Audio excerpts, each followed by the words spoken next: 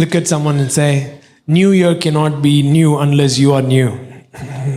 நீங்க புதுசாகாவிட்டால் புது வருஷம் புதுசா இருக்காது. Yeah, New Year can never be new unless your mindset is new. உங்களுடைய சிந்தை புதுசாகல அப்படின்னா புது வருஷம் புதுசா இருக்காது. People, just keep waiting on time. Keep waiting on year after year. I am just hoping that this year would bring something good. நிறைய நேரம் ஜனங்க காலத்தின் மேல காத்திருக்கிறவங்களா இருக்கிறாங்க. இந்த வருஷம் ஏதாவது ஒரு நல்ல விஷயம் என் வாழ்க்கையில கொண்டு வரும் அப்படின்னு யோசிக்கிறாங்க. Look at them, say, year doesn't bring good to you. You are taking good to the year. வருஷம் எந்த நல்லதையும் கொண்டு வர்றதில்ல, நீங்க நன்மைகளை இந்த வருஷத்துக்குள்ள கொண்டு போறவங்களா இருக்கீங்க. What is good thing about 2025 is I am there. 2025 குறித்து நல்ல விஷயம் என்ன அப்படின்னா நான் அதுல இருக்கேன். 2025 comes in the timeline where Jesudian lives. That is what good about 2025. 2025 எந்த காலகட்டத்துல வருதுன்னா ஜிம் வாழ்ற காலகட்டத்துல வருது. அதுதான் 2025ல நல்லது. மெசேஜ் புரிஞ்சிருச்சு உங்களுக்கு. Right? So look at some, say, I'm not waiting on the year. Year is waiting on me. நான் காலத்துக்காக காத்துல, காலம் எனக்காக காத்துக்கிட்டு இருக்கு. The creation itself is waiting for me. Why not the year? மொத்த சிருஷ்டியுமே எனக்காக காத்துக்கிட்டு இருக்கு அப்படின்னா ஏன் காலம் காத்திருக்க கூடாது? The creation itself is waiting for the manifestation of the sons of God. இந்த புத்திர சுவிகாரம் வெளிப்படும்படியாக மொத்த சிருஷ்டிப்புமே காத்துக்கிட்டு இருக்கு. So this year I don't know. It's not just a promised word. It is a mandate, more like a mandate and more like a invitation, or in fact, to be more precise, it's more like a commandment.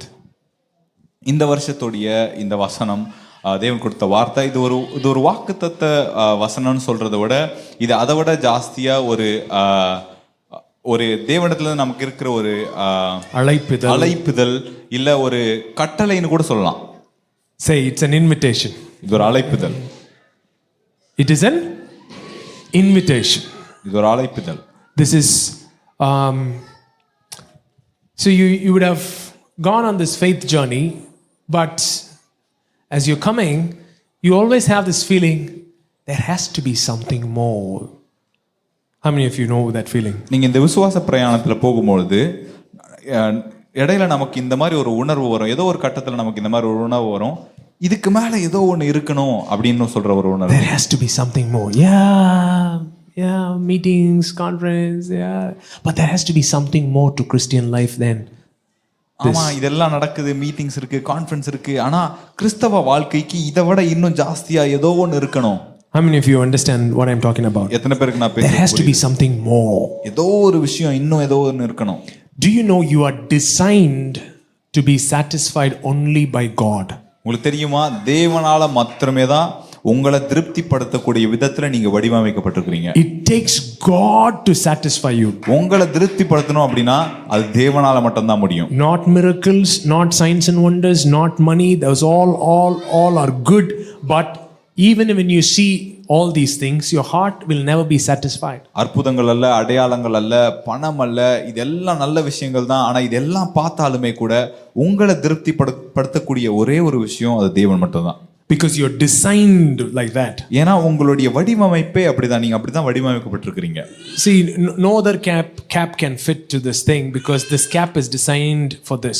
இந்த பாட்டிலுக்கு வேற எந்த முடியும் நான் எடுத்து மாட்ட முடியாது. ஏன்னா இந்த பாட்டிலுக்கு இந்த முடி தான் வடிவமைக்கப்பட்டிருக்கிறது. So you are designed to fit hand in glove with God. நீங்க தேவனோடு ஒன்றோடு ஒன்றாய் இணைக்க அவ்வாறு வடிவமைக்கப்பட்டிருக்கிறீங்க. So nothing else will satisfy us. அதனால நம்மள வேற எந்த விஷயமே திருப்திப்படுத்தவே படுத்தாது. So this year I feel God is calling us from I believe to I know. தேவன் இந்த வருஷத்துல நான் நம்புகிறேன் அப்படின்ற இடத்துல இருந்து எனக்கு தெரியும் அப்படின்ற இடத்துக்கு கொண்டு வர விரும்புகிறார். I believe to I know. Jesus didn't live from I believe. நான் விசுவாசிக்கிறேன் அப்படின்ற இடத்துல இருந்து எனக்கு தெரியும் அப்படின்ற இடம், இயேசு நான் விசுவாசிக்கிறேன்ற இடத்துல வாழல.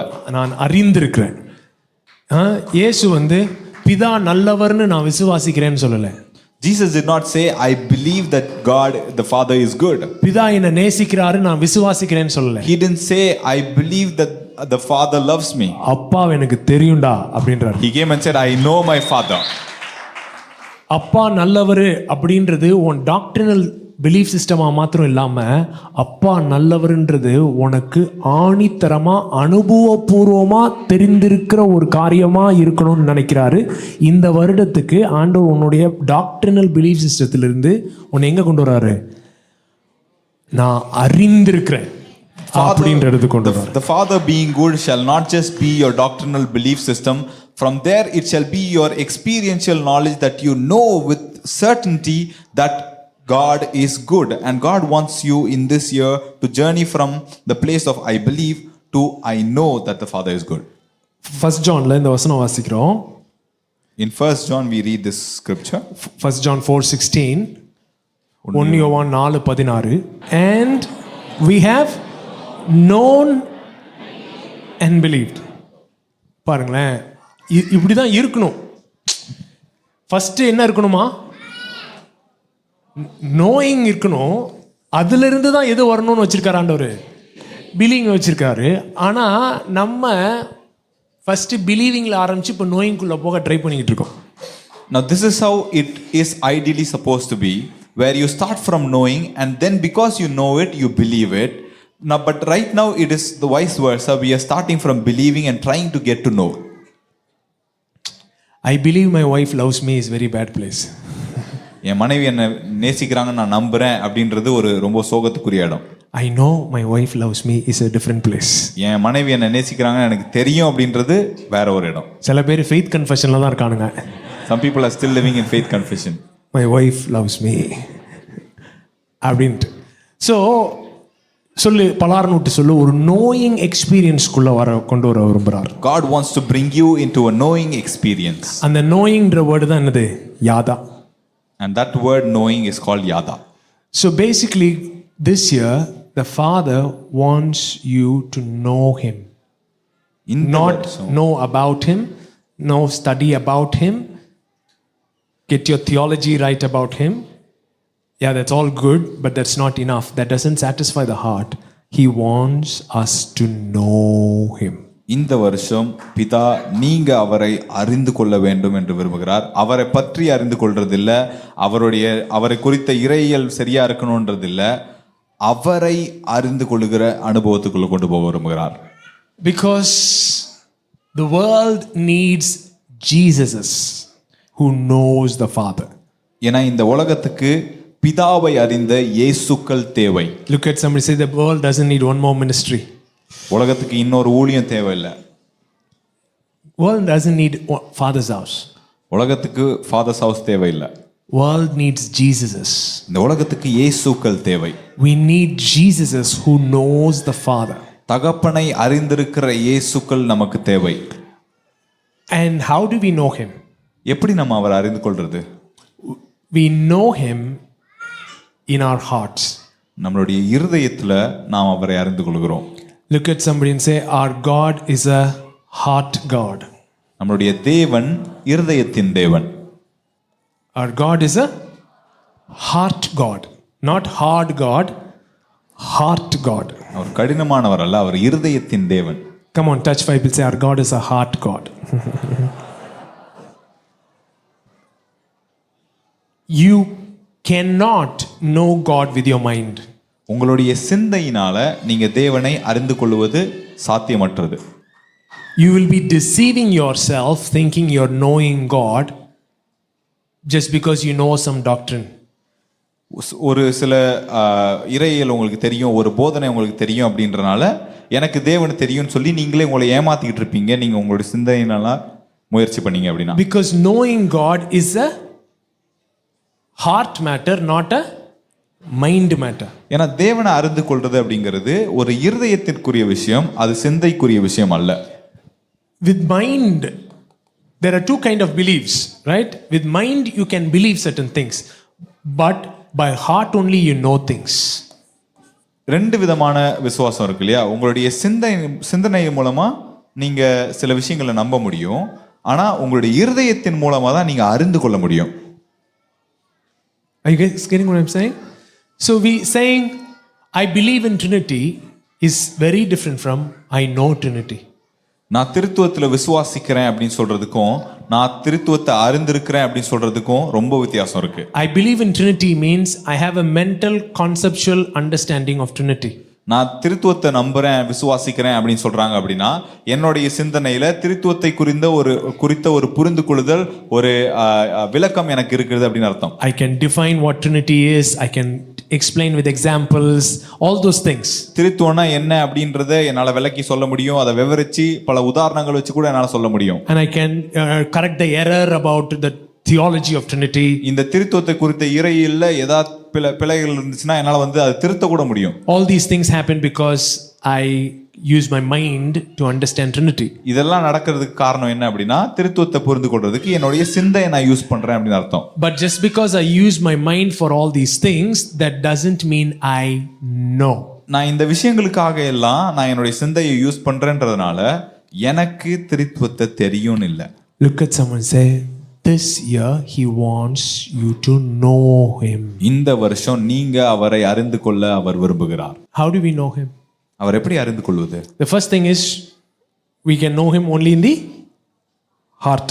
முதல் விஷயம் உங்களுடைய இருதயத்துல மட்டும்தான் அவர் அறிந்து கொள்ள முடியும். In the mind you cannot know him. உங்களுடைய சிந்தனையில உங்களால் அவரை புரிந்து கொள்ளவோ அறிந்து கொள்ளவோ முடியவே முடியாது. Okay, we can know only in the heart. உங்களுடைய இருதயத்துல மாத்திரம்தான் அவரை நீங்க அறிந்து கொள்ள முடியும். The Bible says today if you hear the voice of God, do not harden your hearts. So how do we hear the voice? How many of you have heard? How many of you prayed? Can you just speak a little louder? God.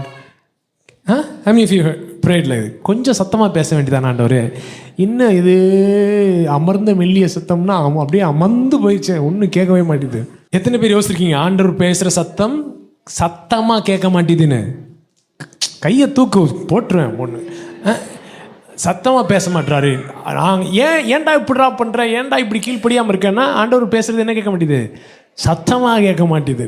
அப்படியே சத்தமாக கேட்டுட்டா when you go and ask him why you living like this, why you not being obedient, he would say I'm not able to hear God's voice loudly.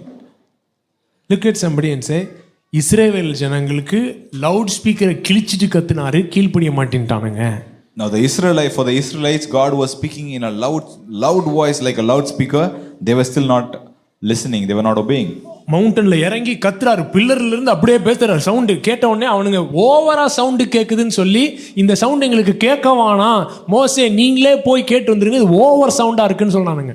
Now when God spoke from the cloud, he came down on the mountain and he spoke so loud. They were like, oh my God, this is so loud, I don't want to hear it. They said, Moses, you go listen from God and come and speak to us, we don't want to hear it. லிட்டரலா சொன்னானுங்க, இந்த sound எங்களுக்கு கேட்க முடியல, over சவுண்டா இருக்கு. They literally said, we don't want to hear this sound, it is too loud for us. So sound அவ்வளோ கேட்டவனுங்க சூப்பரா கீழ்ப்படிஞ்சானுங்களா? So the people who heard such a loud voice, did they listen and obey well? இல்ல. No. ஏன்னா ஏன்? Why? அவங்களுடைய இருதயம் என்னவா இருந்துதான், கடினமா இருந்தது. Because their hearts were hardened. So ஆண்டவருடைய சத்தம் எங்க தான் கேக்குது? இருதயத்துல கேக்குது. So God's voice is heard right in the heart. So நான் ஜெபம் பண்றேன்னு சொல்லிட்டு நீங்க முழங்கால் போட்டு அப்படியே 10 நிமிஷம் வெயிட் பண்றது, ஆண்டவரே பேசும் பேசும் பேசும் ஜபம் செய்யும் போது அப்படிலாம் பாடிட்டு இது பண்ணா இந்த புள்ள அழுகிறது கேட்குது, அந்த பக்கத்து வீட்டு விசில் கேட்குது, குக்கர் விசில் கேட்குது, உங்கள் வயிறுலேருந்து சத்தம் கேட்குது, எல்லாமே கேட்குது. இதை தவிர ஆண்டவருடைய சத்தத்தை தவிர மீதி எல்லா சத்தமும் கேட்குது. Now you go sit to pray and you're saying for over 10 minutes you're saying God speak to me and you're singing all forms of song for God to speak to you. But all that you are able to hear is the baby crying, the food on the other hand, and you're hearing your own stomach and everything, but you're not able to hear God's voice. So இந்த வருஷத்தை நான் first யோசித்தேன், கர்த்தருடைய சத்தத்தின் ஆண்டு அப்படின்னு வைக்கலாம்னு நினைச்சேன். I initially thought for this year I'll name it the year of God's voice. ஆனா அதை காட்டிலும் இன்னும் கொஞ்சம் என்ன ஆண்டவர் கொடுத்தாருன்னா, அந்த சத்தத்தை கேட்கிற விதங்கள் நிறைய இருக்குது. Now from then on what God gave me even further is the way that you hear this voice. There are many ways. Okay, Jeremiah 6ஆம் அதிகாரம் 16ஆம் வசனம். அதுதான் இந்த வருஷத்துடைய வாக்குத்தத்த வசனம். ஜெரமாயா வைக்கணும்னா வச்சுக்கோங்க. ஆனா அதை வாக்குத்தத்தம் இல்லை, என்னன்னு சொல்லிட்டேன், அது ஒரு invitation. More than an invitation, it's a commandment. Jeremiah chapter 6 verse 16. This is going to be if you want to keep it as a promise word, you can call it, but this is more than that. This is beyond that. It's an invitation, and beyond invitation it's a commandment. Yeah, put the verse. Thus says the Lord, stand in the ways and see and ask for the old paths where the good way is, and walk in it, and then you will find rest for your souls. But they said, we will not walk in it. In another version it says, stand and, just put it in English, stand in the ways and ask for the ancient path. Okay, so year of 2025, we are declaring it as the year of ancient paths. Ancient paths. Solunga, year of ancient paths. Come on, touch 5 people and say, year of ancient paths. பூர்வ பாதைகளின் ஆண்டு. வழிகளிலே நின்று பூர்வ பாதைகள் எவை என்று கேட்டு விசாரித்து நல்ல வழி எங்கே என்று பார்த்து அதிலே நடவுங்கள். அப்பொழுது உங்கள் ஆத்துமாவுக்கு இளைப்பாறுதல் கிடைக்கும் என்று கர்த்தர் சொல்லுகிறார். போன வருஷம் என்ன தீம் சொன்னோம்? இளைப்பாறுதல் ஆண்டு. அந்த இளைப்பாறுதல் எப்போ கிடைக்கும் உனக்குன்னா, எதை நீ கண்டுபிடிக்கணுமா? பூர்வ பாதைகளை கண்டுபிடிச்சாதான் இளைப்பாறுதல் கிடைக்கும். Last year we called it the year of rest, right? Now for you to get to rest, how you can get there is only if you find the ancient paths, you'll be able to get there. ஆனா இந்த எரேமியா 6ஆம் அதிகாரம் பார்த்தீங்கன்னா, அது ரொம்ப ஒரு மோசமான அதிகாரம். மோசமான அதிகாரம்னா ஆண்டவர் புலம்பி தள்ளுற அதிகாரம். டேய், உங்களை நான் இது பண்ணணும்னு நினைச்சேன், ஆனா உங்களை டார்ச்சர் பண்றீங்கடா, இந்த கடுப்பா வருதா அப்படின்னு சொல்ற அதிகாரம். Now if you look at Jeremiah chapter 6, that chapter is actually a kind of not so good kind of chapter, because that is the chapter where God laments about people. I want to do this, do that, but you're doing this to me. அது இடையில இப்படி சொல்றாரு. ஒவ்வொரு நாள் சொல்லுவாரு, நான் இதுதான் ஒன்று செய்யணும்னு நினைக்கிறேன், ஆனா நீ என்ன சொல்ற. ஸோ இந்த வசனம் முடியுது. இதில் நான் டிசைனில் அந்த லாஸ்ட் ஃப்ரேஸை ரிமூவ் பண்ண சொல்லிட்டேன். வசனமாக போடுங்க. just put it in just the verse. Now God says so many things that he wants to do this is what he has for you, but you guys are not complying with that. பூர்வ பாதைகளை கண்டுபிடிச்சு நல்ல வழி எங்கேன்னு பார்த்து அதில் நடவுங்கள். அப்பொழுது உங்கள் ஆத்துமாவுக்கு இளைப்பாறுதல் கிடைக்கும் என்று கர்த்தர் சொல்கிறார். அவர்களோ நாங்கள் அதிலே நடக்க மாட்டோம் என்கிறார்கள். இந்த சாப்டர் ஃபுல்லாகவே எப்படி இருக்கும்? நான் உனக்கு இதுன்னு சொல்லுவேன், ஆனால் நீ என்ன சொல்ற?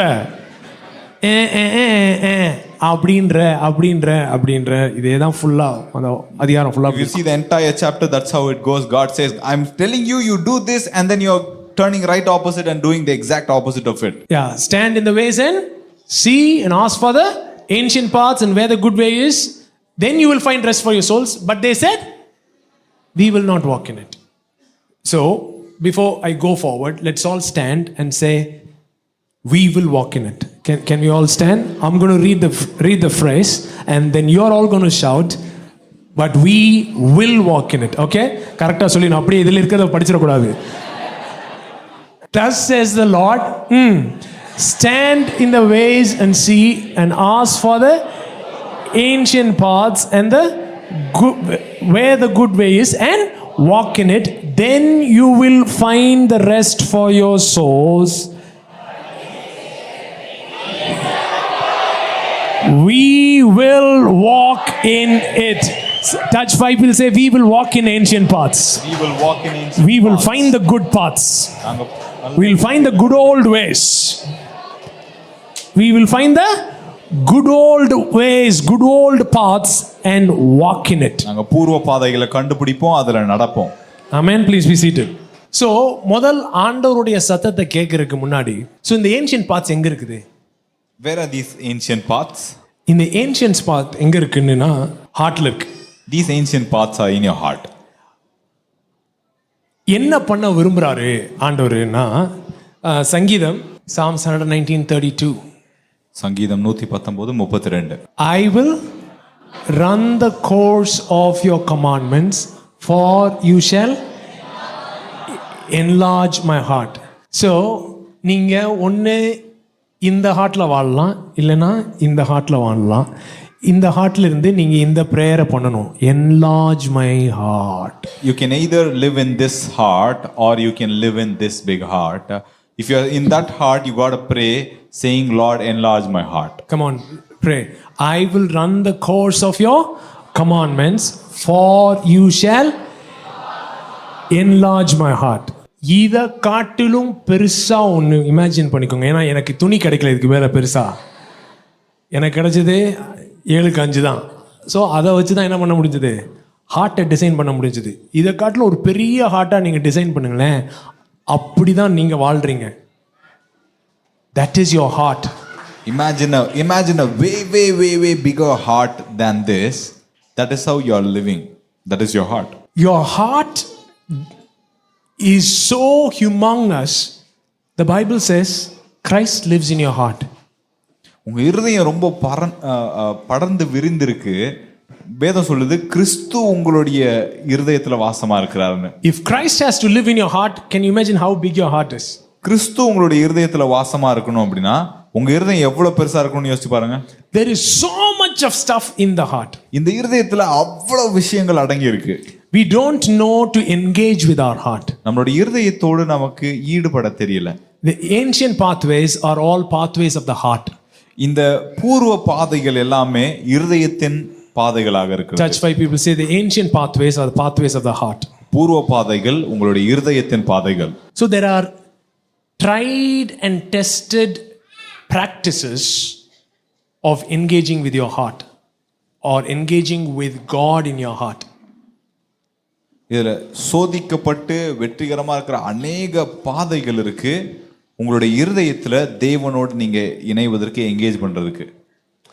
பக்கத்துல பார்த்து சொல்ல, ஆண்டவர் ரொம்ப சிம்பிளா வச்சிருக்காரு.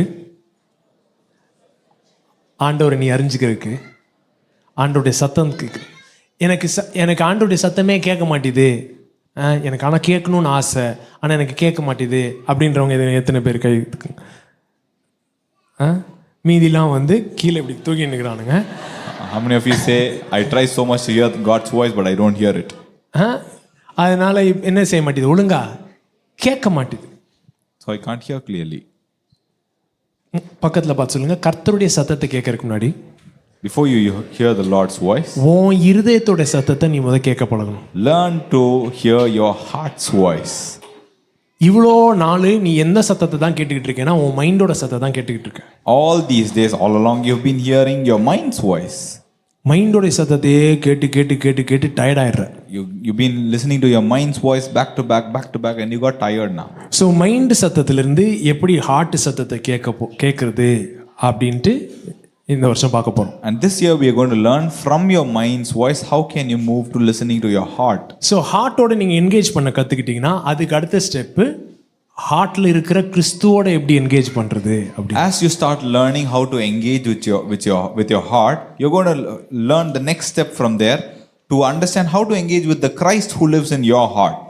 இதுல என்ன ஒரு ரொம்ப முக்கியமான ஒரு மேட்டர்னா, and what's the most important part about this? இதை நீங்க எப்படி பாக்குறீங்கன்றது ரொம்ப முக்கியம். Is how you view this, how you see this. இந்த பெரும்பாடு உள்ள ஸ்திரீ இருந்தாங்கல்ல, the woman with the issue of blood for 12 years. அப்ப அது ரொம்ப முக்கியம் இல்ல, எத்தனோ வருஷம் அந்த அம்மாக்கு பிரச்சனை இருந்தது. அந்த அம்மா வந்து என்ன சொல்லுச்சு, நான் போய் இயேசுடைய வஸ்திரத்தின் ஓரத்தை தொட்டேன்னா எனக்கு என்ன செஞ்சிடும், சுகம் கிடைச்சிரும். She said, if only I can touch the hem of Jesus' garment, I'll get my healing. இத்தனை நாள் அந்த அம்மாவை எப்படி பார்த்திருக்கோம்? நம்ம ஒரு ஃபெய்த் ஹீரோவா பார்த்திருக்கோம். Till these many days, how we have seen that woman is as a faith hero. ஆனா நான் யோசிக்கிறேன், அந்த அம்மா ஒரு பெரிய கேம்பிள் பண்ணிருக்கு. சைக்கிள் கேப்ல மிஸ் பண்ணியிருக்கோம் இல்ல. அது என்ன சொல்லிருச்சு, நான் தொட்டால் எனக்கு சுகம் அப்படின்ட்டு வருது. அப்படியே அப்படியே கிரால் பண்ணி வருது, கஷ்டப்பட்டு வருது. அப்படின்னு வரும்போது இயேசுவோட ஷால் அப்படி போயிடுச்சுன்னு வைங்க, அன்னைக்கு தொடாம என்ன ஆயிருக்கும் அந்த அம்மாவால்? ஹீலிங் கிடைச்சிருக்காது. ஆனா அந்த ஹீலிங்குரிய கண்டிஷனை அந்த அம்மாக்கு வச்சது கடவுள் இல்லை, அதோடைய heart. Now this woman has எதுக்கு கை தட்டுறீங்கன்னு எனக்கு தெரியல. அந்த ஹீலிங்குரிய கண்டிஷனை வச்சது யார் இல்ல? இயேசு இல்ல, அந்த அம்மாவுடைய heart. Now this woman had played such a gamble with her healing her own self. Now she is trying to come into the crowd and crawl through the crowd and somehow touch the hem of Jesus' garment. What if while she was right about to touch it, the wind blows the other side and Jesus' garment flies the other side, she is not able to touch it. She will not be able to get her healing. Now her healing standing in that point, in that condition, what brought it there is not God or anybody condition else. for healing. The condition for healing was placed by this own lady, this very lady of her heart. Lady's heart placed the condition. So say your heart places the condition. You are thinking God has placed some condition for your breakthrough. நீங்க யோசிக்கிறீங்க உங்களுடைய விடுதலைக்கு தேவன் ஏதோ ஒரு condition வச்சிருக்காரு அப்படின்னு. But actually your heart has placed the condition. ஆனா உங்களுடைய இருதயம் தான் அந்த கண்டிஷனை வச்சிருக்கு. So this heart has lot of condition. This heart expands because it's a bigger heart. For example, the centurion's condition was different. Centurion said, you just say a word. That was his condition. So he was able to receive the miracle like that. இந்த நூற்றுக்கு அதிபதி அவன் வச்சிருந்த சூழல் எப்படின்னா, அவன் வச்சிருந்த condition என்ன அப்படின்னா, நீங்க ஒரு வார்த்தை மட்டும் சொல்லுங்க, அதுதான் கண்டிஷன், அது இருந்தா போதும் அப்படின்னு வச்சுட்டான். அவனுடைய சுகம் அப்படி கிடைச்சது. புரியுதா இல்லையா? இன்னொருத்தன் பாருங்க, 12 பேர் கூட 12 பேர்ல இல்லையே, 70 பேர்ல இல்லை, அவன் இல்லை. பக்கத்துல நின்னே அப்படியே பார்த்துக்கிட்டே இருந்து ஜீசஸை நான் இப்படியே ரிசீவ் பண்ண முடியும்னு அவன் ஹார்ட்ல ஒரு கண்டிஷன் வச்சுக்கிட்டாலும் ரிசீவ் பண்ணிட்டு அவன் ஆப்ரேட் பண்ணிட்டு போயிட்டே இருக்கிறான். டிசைபிள்ஸ் போய், டே என்னடா புது கதை திறந்துட்ட, நீ யாரியா அப்படின்னு சொல்றாங்க. ஜீசஸ் ஒருத்தன் உங்க நாமத்தில் பிசாசு வட்டிட்டு இருந்தான், அவனை நாங்கள் என்ன பண்ணிட்டோம், நிறுத்திட்டோம் அப்படின்னாங்க. நல்லா ஏன்டா டே, அவன் பாடுறா, நீங்கள்லாம் கூட இருந்தே ஒன்றும் பண்ண முடியாமல் இருக்கீங்க. அவன் அப்படியே பின்னாடியே பார்த்துட்டு என்ன பண்ணிட்டான், ரிசீவ் பண்ணிருக்கான். அவனை போய் நிறுத்திட்டேன்னு வரீங்க. அவன் ஹார்ட்டோடைய எக்ஸ்பேன்ஷன் அப்படி இருக்குது. நம்மளை கூப்பிடலையே, நம்மளை 12 பேர்ல கூப்பிடலையே அப்படின்னு சொல்லி அவன் ஹார்ட் அவனை டிஸ்குவாலிஃபை பண்ண அவன் விடலை. Now each people set a different condition for their miracle to happen, and there was one guy who was standing, who was not even in the 12 disciples of Jesus. He was not in the bigger group that is 70. He was right outside of all of it, and he set a condition in his heart saying, even if I am standing here, I can receive whatever they are receiving, and I can do the same thing that they are doing. And that he goes and start doing miracles and healings in the name of Jesus. And disciples are coming and saying to Jesus, yes, we saw someone who did that, and we stopped him. Now what happened to him is his heart was so enlarged that he was able to set a bigger condition. Regardless of my name being called in the 12, regardless of my name being not called in the 70, I can still stand outside and still receive the same blessing. Say unconditional love. Unconditional love. Say unlimited power. Say unfathomable wisdom. Unconditional நிபந்தனையற்ற அன்பு, unlimited அளவற்ற வல்லமை, unfathomable wisdom, கிரகிக்க முடியாத ஞானம், unmerited favor, unfettered life. தகுதி இல்லாதவர்களுக்கு கொடுக்கப்பட்ட தயவு. Unfettered is no prison walls, no boundaries. எல்லை தடுப்புகள் இல்லாத ஒரு ஜீவன். Everyone out loud. Unconditional love, unlimited power, unfathomable wisdom, unmerited favor, unfettered life. This is what is available for all of us. இந்த விஷயம் தான் நம்ம அனைவருக்கும் கிடைக்கக்கூடியதாக இருக்கிறது. It is available. இதெல்லாம் நமக்காக இருக்கிறது. பக்கத்துல பார்த்து சொல்லு, அன்கண்டிஷனல் லவ் இருக்குது. There is unconditional love for you. நான் ஃபாஸ்டிங் ப்ரேயர்ல சொன்ன மாதிரி எனக்கு ஐஸ்கிரீம் பிடிக்கும், பாவக்காய் பிடிக்காது, அந்த மாதிரி ஆப்போசிட்ல இருக்கிற லவ் இல்லை. அன்கண்டிஷனல் லவ், அன்பே உருவான ஒரு அன்பு, அப்படிப்பட்டதான் அன்கண்டிஷனல் லவ் எல்லாருக்கும் இருக்கு. அன்லிமிட்டெட் பவர், பக்கத்தில் பார்த்து சொல்ல, unlimited power. The love that itself became formed into a unit, that kind of an unconditional love is there for you, and unlimited power is there for you. Unconditional love, unlimited power, unfathomable wisdom. புரிஞ்சிக்கவே முடியாத அளவுக்கு ஒரு ஞானம். அப்புறம் unmerited favor, தகுதியில்லா தயவு, எங்க போனாலும் favour. அப்புறம் கடைசியில் அன்ஃபெட்டட் லைஃப். ஸோ இது எல்லாமே எல்லாருக்கும் அவைலபிளாக இருக்குது. ஆனால் இதில் நம்ம எவ்வளோ எக்ஸ்பீரியன்ஸ் பண்ணுறோன்றது எதை பொறுத்து? நம்ம ஹார்ட்டில் நம்ம வச்சிருக்கிற கண்டிஷன்ஸை பொறுத்து. All of these things are fully available for every one of us here and everywhere.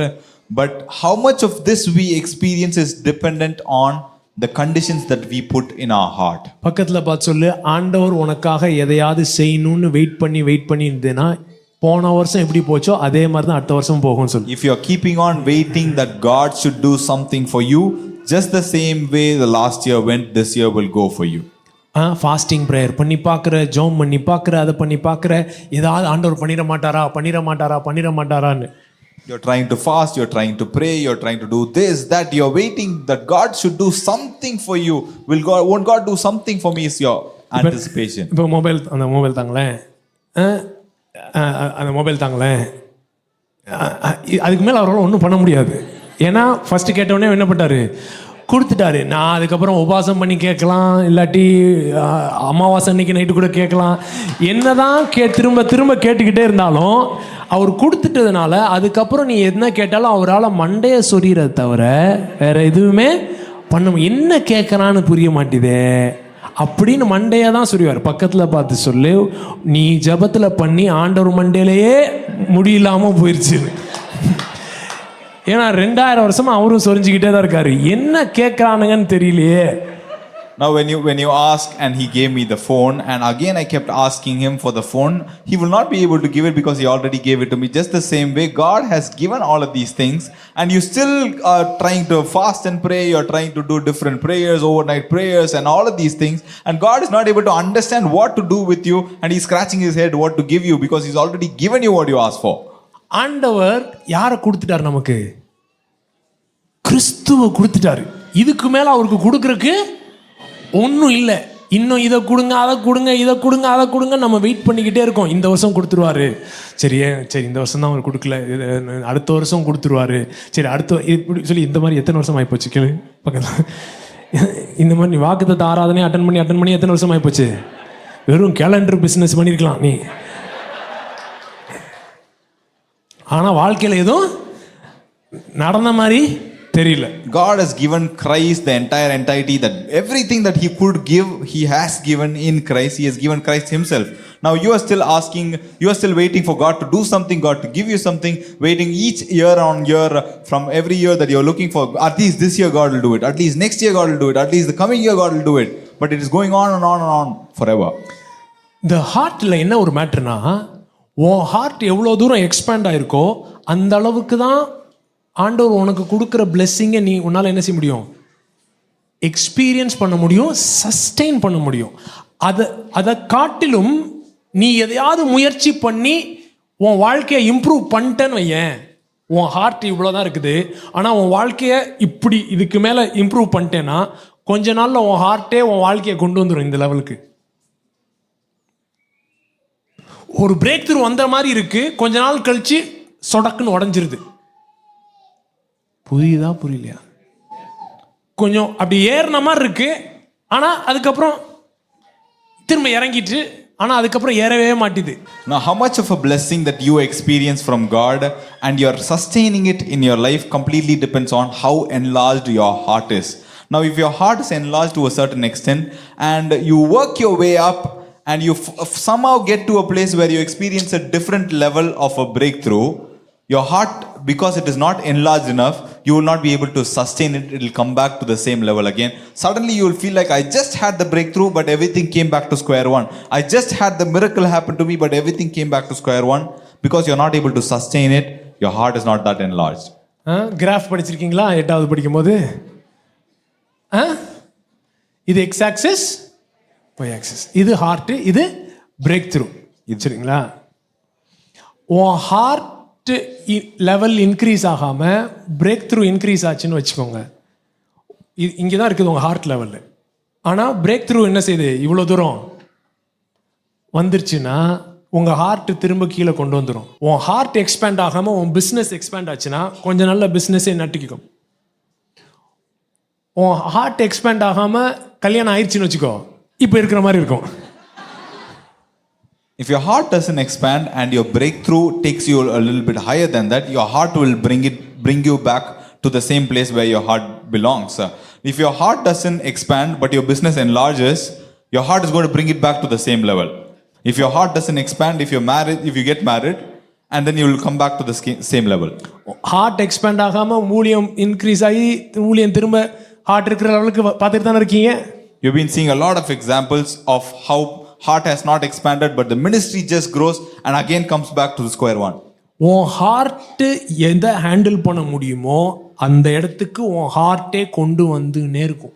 Whatever your heart can handle, to that place your heart will keep bringing you back again and again. ஆண்டவர் உன்னை bless பண்ண try பண்ணலாமா இருக்கும், உன்னை position பண்ண try பண்ணலாமா இருக்கும், உனக்கு கரெக்ஷன்ஸ் கொடுக்கலாமா இருக்கும், ஃபேவர் கொடுக்கலாமா இருக்கும், டோர் ஓபன் பண்ணலாம் இருக்கும். இதோ உனக்கு முன்பாக திறந்த வாசலை வச்சிருக்கிறேன், திறந்த வாசலை வச்சிருக்கிறேன்ட்டு வருஷம் வருஷம் திறந்துனே இருக்கலாமா இருக்கும். Now God can try to bless you, God can try to bring in position, God can try to bring in favors, God can try to open doors in front of you every single year. He can open new doors after new doors after new doors for you. புது வருஷமா நல்லதா ஏதாவது பேசுவீங்கன்னு நினைச்சு வந்தேன். உங்களை ஏமாத்த விரும்பல. I don't want to deceive you. உனக்கு இதை பண்ண போகிறார், உன் கொண்டையில சொரிஞ்சு விட போகிறார், உன் முதுகுல சொரிஞ்சு விட போகிறார், 25வது இது வரைக்கும் சொரியாத இடத்துல சொரிய போகிறார்னு நான் ஈஸியா பேசிட்டு போயிடலாம். I can say things like God is going to do this for you, God is going to do that for you. What he has never done before, he is going to scratch your back exactly that place. ஆனா 26 வரும்போது நீ திரும்ப சொரிஞ்சினே தான் வருவ. And again in 26 when you come, you will come scratching your back again. அதனால உன்னை இயேசு இதை பண்ண போறார், அதை பண்ண போறார். இயேசு பண்ண வேண்டியதெல்லாம் பண்ணிட்டார். God has already cured your itch. He has done everything that he needs to be done. அவர் எதுக்கு வெயிட் பண்ணிக்கிட்டு இருக்கார்? So what is he waiting for? எபிரேயர் 3ஆம் அதிகாரம் 8ஆம் வசனத்திலிருந்து போடுங்க. Hebrews chapter 3 from verse 8. Do not harden your hearts as in the rebellion in the day of trial in the wilderness, where your fathers tested me, tried me, and saw my works 40 years. Therefore I was angry with that generation and said, they always go astray in their heart and they have not known my ways. One of the saddest passages in the Bible. வேதத்தில் இருக்கிற ரொம்ப துக்கத்துக்குரிய சோகமான ஒரு பகுதினா இதுதான். தமிழ்ல போடுங்க. 3:8 வனாந்திரத்திலே கோபம் மூட்டின போதும் சோதனை நாளில் நடந்தது போலும். இப்ப கோபம் மூட்டின சோதனை நாள் யாரை சோதிச்சார் நினைக்கிறான்? ஆண்டவர் ஏயா இப்படி சோதிக்கிற அப்படின்னு நம்ம நினச்சிக்கிட்டு இருக்கோம். என் பழைய ஏற்பாட்டிலே அப்படிதான் போட்டிருக்கு. தேவன் இஸ்ரவேலை என்ன பண்ணாரு? மேரிபால சோதிச்சாரு, இங்க சோதிச்சாரு, அங்க சோதிச்சாருன்னு. கடைசியில் புதிய ஏற்பாடு வந்த உடனே ஆண்டவர் சொல்றாரு, என் இருதயத்தில் இருக்கிறத உன்கிட்ட திறந்து காட்டணும்னு நினைக்கிறேன்ப்பா. பவுல் தான் எபிரேயர் எழுதியிருக்கான், நான் நம்புறேன். சொல்லுங்க ஆண்டவரே, இன்னைக்கு நைட்டு சொல்லு அப்படின்னு ஆண்டவர் சொல்றாரு. 40 வருஷமா என்ன சோதிச்சுட்டானுங்க. நீங்க சோதிக்கலையா? நான் ஏன்டா அவனுங்களை சோதிக்கிறேன்? அவனுங்கிட்ட தெரியாம நான் ஆபிரகாம் அவங்க தாத்தானுக்கு ஒரு வாக்குத்தத்தத்தை கொடுத்துட்டு இவனுக்கிட்ட மாட்டிக்கிட்டு நான் 40 வருஷம் பட்ட பாடு இருக்கேன், நெஞ்சமெல்லாம் புண்ணா போச்சு அப்படின்னு பேசிக்கிட்டு பாருங்க. என்ன சொல்றாரு பாருங்க, உங்கள் இருதயங்கள் கடினப்படுது. அடுத்த வசனம், அங்கே உங்கள் பிதாக்கள் என்னை சோதித்து என்னை பரீட்சை பார்த்து 40 வருஷங்கள் என் கிரியைகளை. People tested God. ஜனங்க தேவனை சோதிச்சாங்க. How they tested? எப்படி அவரை சோதிச்சாங்க? They saw their works. அவருடைய கிரியைகளை பார்த்தாங்க. But in their heart they went astray. ஆனா அவங்களுடைய இருதயத்துல வழி விலகி போனாங்க. Why? வழுவி போகிற இருதயமுள்ள ஜனம் என்றும் என்னுடைய வழிகளை அறியாது. So ancient pathways கண்டுபிடிக்கணும்னா எங்க தான் கண்டுபிடிக்க முடியுமா? ஹார்ட்ல. ஆனா அவங்க பார்த்த கண்டுபிடிக்காம இருதயத்துல என்ன பண்ணிட்டானுங்களாம்? வழுகி போயிட்டானுங்களாம். அதனால எதை கண்டுபிடிக்க முடியல? பாத்ஸை கண்டுபிடிக்க முடியல. ஆனா எதை பார்த்தாங்களாம்? கிரியைகளை பார்த்தாங்க. So if you have to find the works, if you have to find the paths, the ancient pathways, you'll have to look in your heart. That is the only place that you will be able to find it. But they didn't do that. They went astray in their hearts, but they were only able to see the work of God. They were able to see it. சங்கீதம் 103:7, அவர் தமது வழிகளை மோசேக்கும் தமது கிரியைகளை இஸ்ரவேலுக்கும் தெரியப்படுத்தினார். So இஸ்ரவேல் எதை தான் பார்த்தாங்களாம்? கிரியைகள். செங்கல் 2 புழக்கத்தை பார்க்குறானுங்க, அதை பார்க்குறானுங்க, இதை பார்க்குறானுங்க. அற்புதம், acts of God, power of God, hand of காடை யார் பார்க்குறா? இஸ்ரவேல் பார்க்குறாங்க. ஆனால் எதை பார்க்கல? வேஸ் ஆஃப் காடை பார்க்கல. மோசே வெறும் ஆக்ட்ஸை மாத்திரம் பார்க்கல, ஆக்ட்ஸோட சேர்த்து எதை பார்த்தானா? வேஸ் ஆஃப் காட் பார்த்தானா. ஏன்னா வேஸ் ஆஃப் காடை பார்க்கணும்னா அவன் ஹார்ட்ல தேவனுடைய ஹார்ட்டை பார்த்தாதான் வேஸை கண்டுபிடிக்க முடியும். ஆக்ட்ஸை யாருனாலும் பார்க்கலாம், வேஸை ஹார்ட்டோட என்கேஜ் பண்றவங்க தான் கண்டுபிடிக்க முடியும். Now this is what Psalm 103 verse 7 says, that Moses knew the ways of God and Israelites only knew the acts of God. Now for you can see the acts of God. They were able to see that the Red Sea part open. They were able to see the manna fly from heaven, and they were able to see all different things, the hand of God, the power of God and everything. But they didn't know the ways of God, because for you to understand the ways of God, for you to know it, you need to look into your heart. Only when you're able to connect in your heart and identify the ways of God, you will be able to find the ancient paths which the Israelites were not able to do. They were able to see all the works only. நிறைய youngsters நான் ப்ராஃபஸியில் move பண்ணணும், நான் அனாயிண்டிங்கில் move பண்ணணும், இப்படி கை ஆட்டினா எல்லாரும் கீழே விழுந்துடணும், இப்படி கை ஆட்டினா நானே கீழே விழுந்துடணும், இப்படி ஏகப்பட்ட இது அவங்களுக்கு ஆசை. Now a lot of youngsters have different desires, saying, I want to move in the prophetic, I want to move in the anointing so much. If I have to move my hand and people should follow over there, and I move this side, people should follow over this side. They have so many desires like that. ஆனால் அதை அதுக்காக இங்கே போகிறது, அங்கே போகிறது, இந்த நாட்டுக்கு போகிறது, அந்த நாட்டுக்கு போகிறது, இந்த ப்ராஃபிட்டை போகிறது, அந்த ப்ராஃபிட்டை போகிறது, அப்படி இப்படின்னு எல்லாம் பண்ணி செலவு பண்ணி பண்ணி எதையாவது பண்ணி எப்படியாவது பண்ணி கடைசியில் என்ன பண்ணோம்? சரி, நான் சொல்ல முடியல, அதை விட்டுருங்க. அது வேற மாதிரி முடிஞ்சிருது. ஒரு சந்ததி அவருடைய வழிகளை அறிய வேணும். I want to know your ways.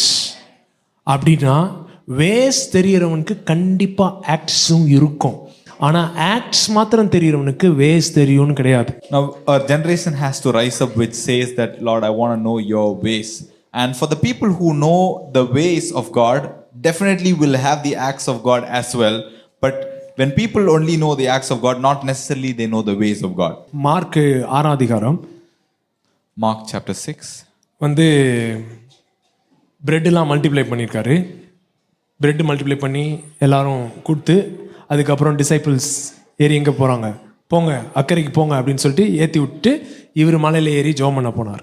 Now Jesus had multiplied bread for so many people, and after that everything is done, he sent his disciples to go to the other shore, and he went up the mountain to pray. புயலில் மாட்டிக்கிட்டானுங்க. அவர் மேலேருந்து பார்க்குறாரு. சரின்ட்டு இவர் நடந்து வராரு. நடந்து வரும்போது ஐயோ பேய் ஆவேசம் அப்படின்னு கத்துறானுங்க இயேசு வரதை பார்த்து. Now these guys are actually stuck in the middle of the storm, and Jesus sees it from up the mountain, and he walks to them, and looking at Jesus, they are shouting at him, saying, this is a demon, this is a ghost. பக்கத்துல பார்த்து சொல்லி, இருதயம் சரியில்லைன்னா எல்லாமே தப்பா தான் தெரியும். If your heart is not right, everything will look wrong. இயேசுவே எது மாதிரி தெரியுது? பிசாசு மாதிரி தெரியுது. Even Jesus looks like a demon. ஹெல்ப்பே என்னது ஹெல்ப்பே ப்ராப்ளம் மாதிரி தெரியுது. Your help அவர் ஹெல்ப் பண்ண itself is like a வந்துகிட்டு இருக்காரு. இவனுங்க ஐயோ பக்கத்துல வராதீங்க பேய்ன்றானுங்க. Now he's coming to help and these guys are shouting, don't come near us, ghost. அவர் நான் தான் அப்படின்னு சொல்றாரு. He says it is me. அப்புறம் படவுல ஏறுறாரு. He gets in the boat. ஏறின உடனே எல்லாம் அமைதியா இருக்கு. அப்படியே Everything becomes silent. அமைதியான உடனே இந்த வசனம் சொல்லுது, And then the scripture says, 51 இருந்த படவில் ஏறினார், அப்பொழுது காற்று அமர்ந்தது, அதனால் அவர்கள் தங்களுக்குள்ளே மிகவும் பிரமித்து ஆச்சரியப்பட்டார்கள். அப்பா என்னடா மனுஷன், போன தடவையாவது காற்றையும் புயலையும் அதட்டினார், இந்த தடவை அதட்டாமே அப்படியே போட்டில் ஏறிட்டார். அப்படியே ஏறினோடனே கப்புச்சிப்புன்னு எல்லாம் ஆயிடுச்சு. என்ன அப்படின்னு பார்த்துட்டு ஆச்சரியப்பட்டார்கள். அவர்களுடைய இருதயம் கடினம் உள்ளதாக இருந்தபடியினால் அப்பங்களை குறித்து அவர்கள் உணராமல் போனார்கள். இது ரொம்ப நாள் எனக்கு ஏதோ டைப்பிங் மிஸ்டேக் மாதிரியே இருந்தது இந்த வசனம். ஏன்னா அப்பம் முந்தின இன்சிடென்ட்டு, இது இப்போ எந்த இன்சிடென்ட்டு? கடல் இன்சிடென்ட்டு. கடல் இன்சிடென்ட்ல என்ன அப்பத்தை கனெக்ட் பண்ணி விட்டுங்க, ஏதோ தப்பா போட்டானுங்க போல இருக்கு அப்படின்னு நினைச்சிட்டு இருந்தேன். Now that's when the scripture comes, when Jesus comes to the boat, and then he went up into the boat to them, and the wind ceased, and they were greatly amazed in themselves beyond measure and marveled, for they had not understood about the loaves, because their heart was hardened. For a very long time I was thinking this is probably a typo and there's an error in the scripture, because what the thing that happened with the loaves was the previous incident, and this is the later incident that happens where they got stuck in a storm. What does loaves have to do with this? So Jesus multiplied the bread, இயேசு அப்பங்களை பெருக்கினார், through their hands, அவர்களுடைய கரங்களால பெருக்கினார். Then he pushes them to go to the other side, அவங்களை அக்கறைக்கு போகும்படி அனுப்பி வைக்கிறார். Then the storm comes. அதுக்கு பிறகு புயல் வருகிறது. The logic of Jesus is, இயேசுவோட லாஜிக் என்ன அப்படினா, if their heart was not hardened, அவங்களுடைய இருதயம் கடினப்படல அப்படினா, they would have understood the loaves. அவங்க அப்பங்களை புரிந்திருப்பாங்க. What is there to understand the loaves? அப்பங்களை புரிந்திருக்கிறதுக்கு இங்க என்ன இருக்கு? They would have understood what was available through them. அவங்க மூலமா என்ன சாத்தியம், என்ன கிடைக்க கூடும் அப்படின்றத அவங்க புரிந்திருப்பாங்க. Because the multiplication happened in the hands of disciples. ஏனா இந்த பெருக்கம் நடந்தது சீஷர்களுடைய கரங்கள்ல தான், not in the hand of Jesus. இயேசுவோட கைகள் இல்ல. Since they did not understand, they saw the works but they did not see the ways. அவங்க இந்த கிரியைகளை பார்த்தாங்க, ஆனா அவருடைய வழிகளை அவங்க அறியவில்லை. They couldn't understand the way Jesus was functioning. They could see the miracle, participate in the miracle, be part of the miracle, but still miss the point of the miracle. இயேசு எந்த வழிகளில் இயங்கிட்டு இருந்தார் அப்படின்றத அவங்களால பார்க்க முடியல. அவங்க அந்த அற்புதத்துல பங்கேற்க முடிந்தது, அந்த அற்புதத்தை அவங்க கைகள்னால கொண்டு போய் கொடுக்க முடிந்தது, அதுல எல்லாமே செய்ய முடிஞ்சாலும் அவருடைய வழிகளை அறிய முடியல. So when they got into the storm, if they had understood the loaves, Jesus' logic is, you would deal with the storm yourself. அவங்க இந்த புயலுக்குள்ள மாட்டும் பொழுது இயேசுவோட லாஜிக் என்ன அப்படின்னா, உனக்கு அப்பம் புரிஞ்சிருந்தது அப்படின்னா இந்த புயலை நீயே தானா பார்த்திருப்ப. அப்பம் புரிஞ்சிருந்தலாம் இல்ல, அப்பம் புரிஞ்சிருந்ததுனா, if you had understood the loaves, அப்பமே புரிஞ்சிருந்ததுனா அப்படி சொல்லல. பக்கத்துல பார்த்து சொல்லுவோம், ஆண்டவர் உனக்கு எத்தனை மிரக்கல் பண்ணியிருக்கார். How many miracles has God done for you? அதிலிருந்து கத்துக்க வேண்டிய மேட்ரை உன் ஹார்ட்டு கத்துக்கிட்டு இருந்ததுன்னா, இப்ப இன்னொரு ஒரு பிரேக் த்ரூக்காக நீ ஆண்டவர்கிட்ட கெஞ்சி நிற்க மாட்ட. If your heart had learned what you need to learn from that miracle, right now you wouldn't be begging for another breakthrough in your life from God. From God. Because our heart doesn't understand the ways of God, we are still wanting God to act on our behalf. நம்மளுடைய இருதயம் தேவனுடைய வழிகளை அறிந்து கொள்ளாமல் இருக்கிறனால நம்ம இப்பவும் தேவன் ஏதாவது ஒரு விஷயத்தை ஈடுபட்டு அவர் கிரியை செய்யணும் அப்படின்னு எதிர்பார்க்கிறோம். God acting on your behalf is Old Testament. You acting on God's behalf is New Testament. தேவன் உங்களுடைய பங்கில் உங்களுக்கு சார்பாக அவர் கிரியை செய்கிறது பழைய ஏற்பாட்டின் கிரியை. ஆனா புதிய ஏற்பாட்டுல தேவன் சார்பாக நீங்க செய்ய வேண்டிய நிலைமையில இருக்கிறீங்க. For my name's sake I will do these things for you is Old Testament. In your name, in my name you shall do these things is New Testament. என் என் நாமத்தின் for my name's sake I will do these things for you is என்னுடைய நாமத்தின் நிமித்தம் இது எல்லாத்தையும் நான் உங்களுக்காக செய்வேன் அப்படி சொல்றது பழைய ஏற்பாடு. என்னுடைய நாமத்தினாலே நீங்கள் இதெல்லாம் செய்வீங்கன்னு சொல்றது புதிய ஏற்பாடு. So waiting on God is Old Testament. God waiting on us is New Testament. கர்த்தருக்கு காத்திருப்பது பழைய ஏற்பாடு, கர்த்தர் நமக்காக காத்திருப்பது புதிய ஏற்பாடு. So when he has done everything, when he has finished everything, when he has given everything, why is our life so pathetic? அவர் அனைத்தையும் செய்து முடிச்சிட்டார், அனைத்தையும் நமக்கு கொடுத்துட்டார், அனைத்தும் நமக்கு வழங்கப்பட்டிருக்கு அப்படின்னா நம்முடைய வாழ்க்கையே இன்னும் இவ்வளவு மோசமா இருக்கு. Because the conditioning of our heart, ஏன்னா நம்முடைய இருதயம் அப்படி பதப்படுத்தப்பட்டிருக்கு. Programming of our heart is like that. நம்முடைய இருதயம் அப்படி ப்ரோக்ராம் பண்ணப்பட்டிருக்கு. So 2025 is the year of பக்கத்துல பார்த்து சொல்லு, reprogramming the heart. 2025 உங்களுடைய இருதயத்தை ரீப்ரோக்ராம் பண்ற வருஷம். ஸோ ஒவ்வொரு சிஸ்டமுக்கும் ஒவ்வொரு சாஃப்ட்வேர் நீ கற்றுக்கிட்டாதான் என்ன பண்ண முடியும், அதை ரீப்ரோக்ராம் பண்ண முடியும். சில இதுக்கு பைத்தான் தெரியணும், சில இதுக்கு கோபரா தெரியணும், சில இதுக்கு ஒவ்வொன்று தெரிஞ்சாதான் நீ என்ன பண்ண முடியும், அதை மாற்ற எழுத முடியும். For each program, each software, there is a programming language that you need to learn so that you will be able to reprogram what happens there. ஹார்ட்டை ப்ரோக்ராம் பண்ணுறதுக்கு என்ன language? Now, what is the language to program your heart? அதில் ஒரு சில காரியங்கள் நான் காட்ட விரும்புகிறேன். I'm going to show you certain things in that.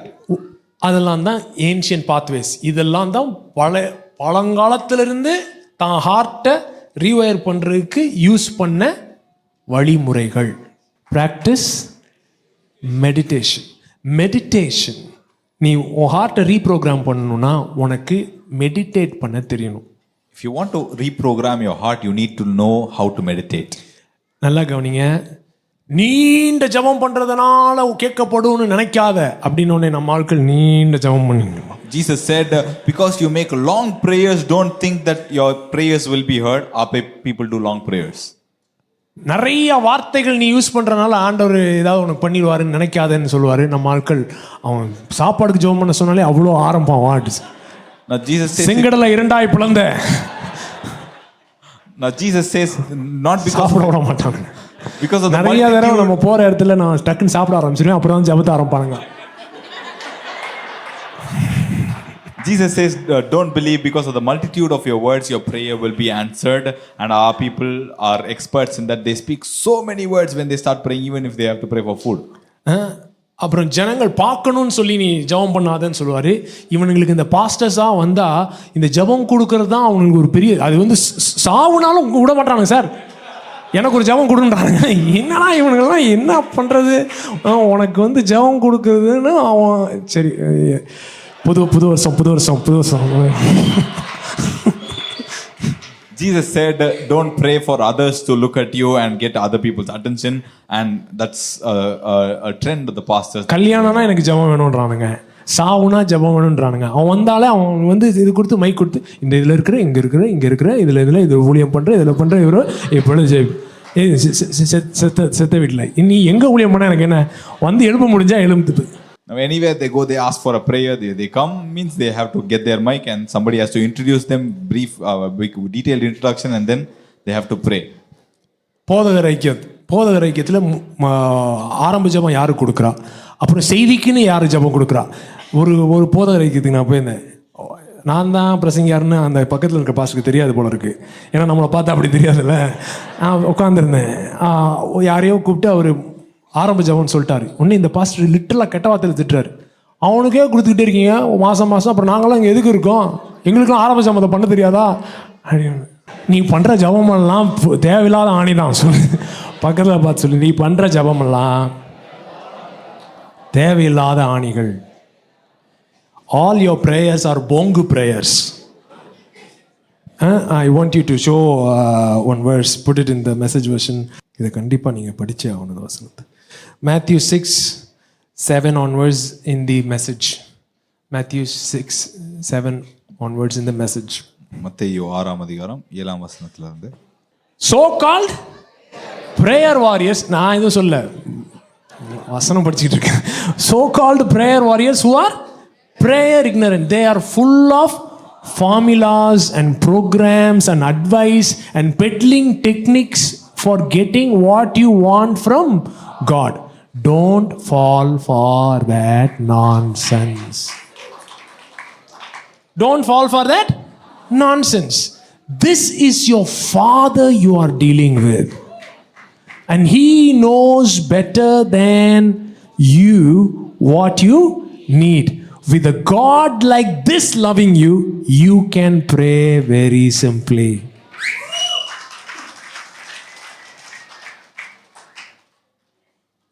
With a God like this loving you, you can pray very simply. We think it has to be complicated. We think we have to punch the air. You know, Mark will come and demonstrate how he did spiritual warfare. James also said they have done it together in their college. How they will pray spiritual warfare. One team will be standing like this. The other team will be standing like this. They'll be like, blah, blah, blah, blah, blah, blah, blah, blah, blah, blah, blah. The other fellow will come, blah, blah, blah, blah, blah, blah, blah, blah, blah, blah, blah, blah, blah, blah, blah, blah, blah, blah. And they'll go. Literally, no exaggeration, no joke. This is their spiritual warfare. Man, my goodness. We have our own stories as well.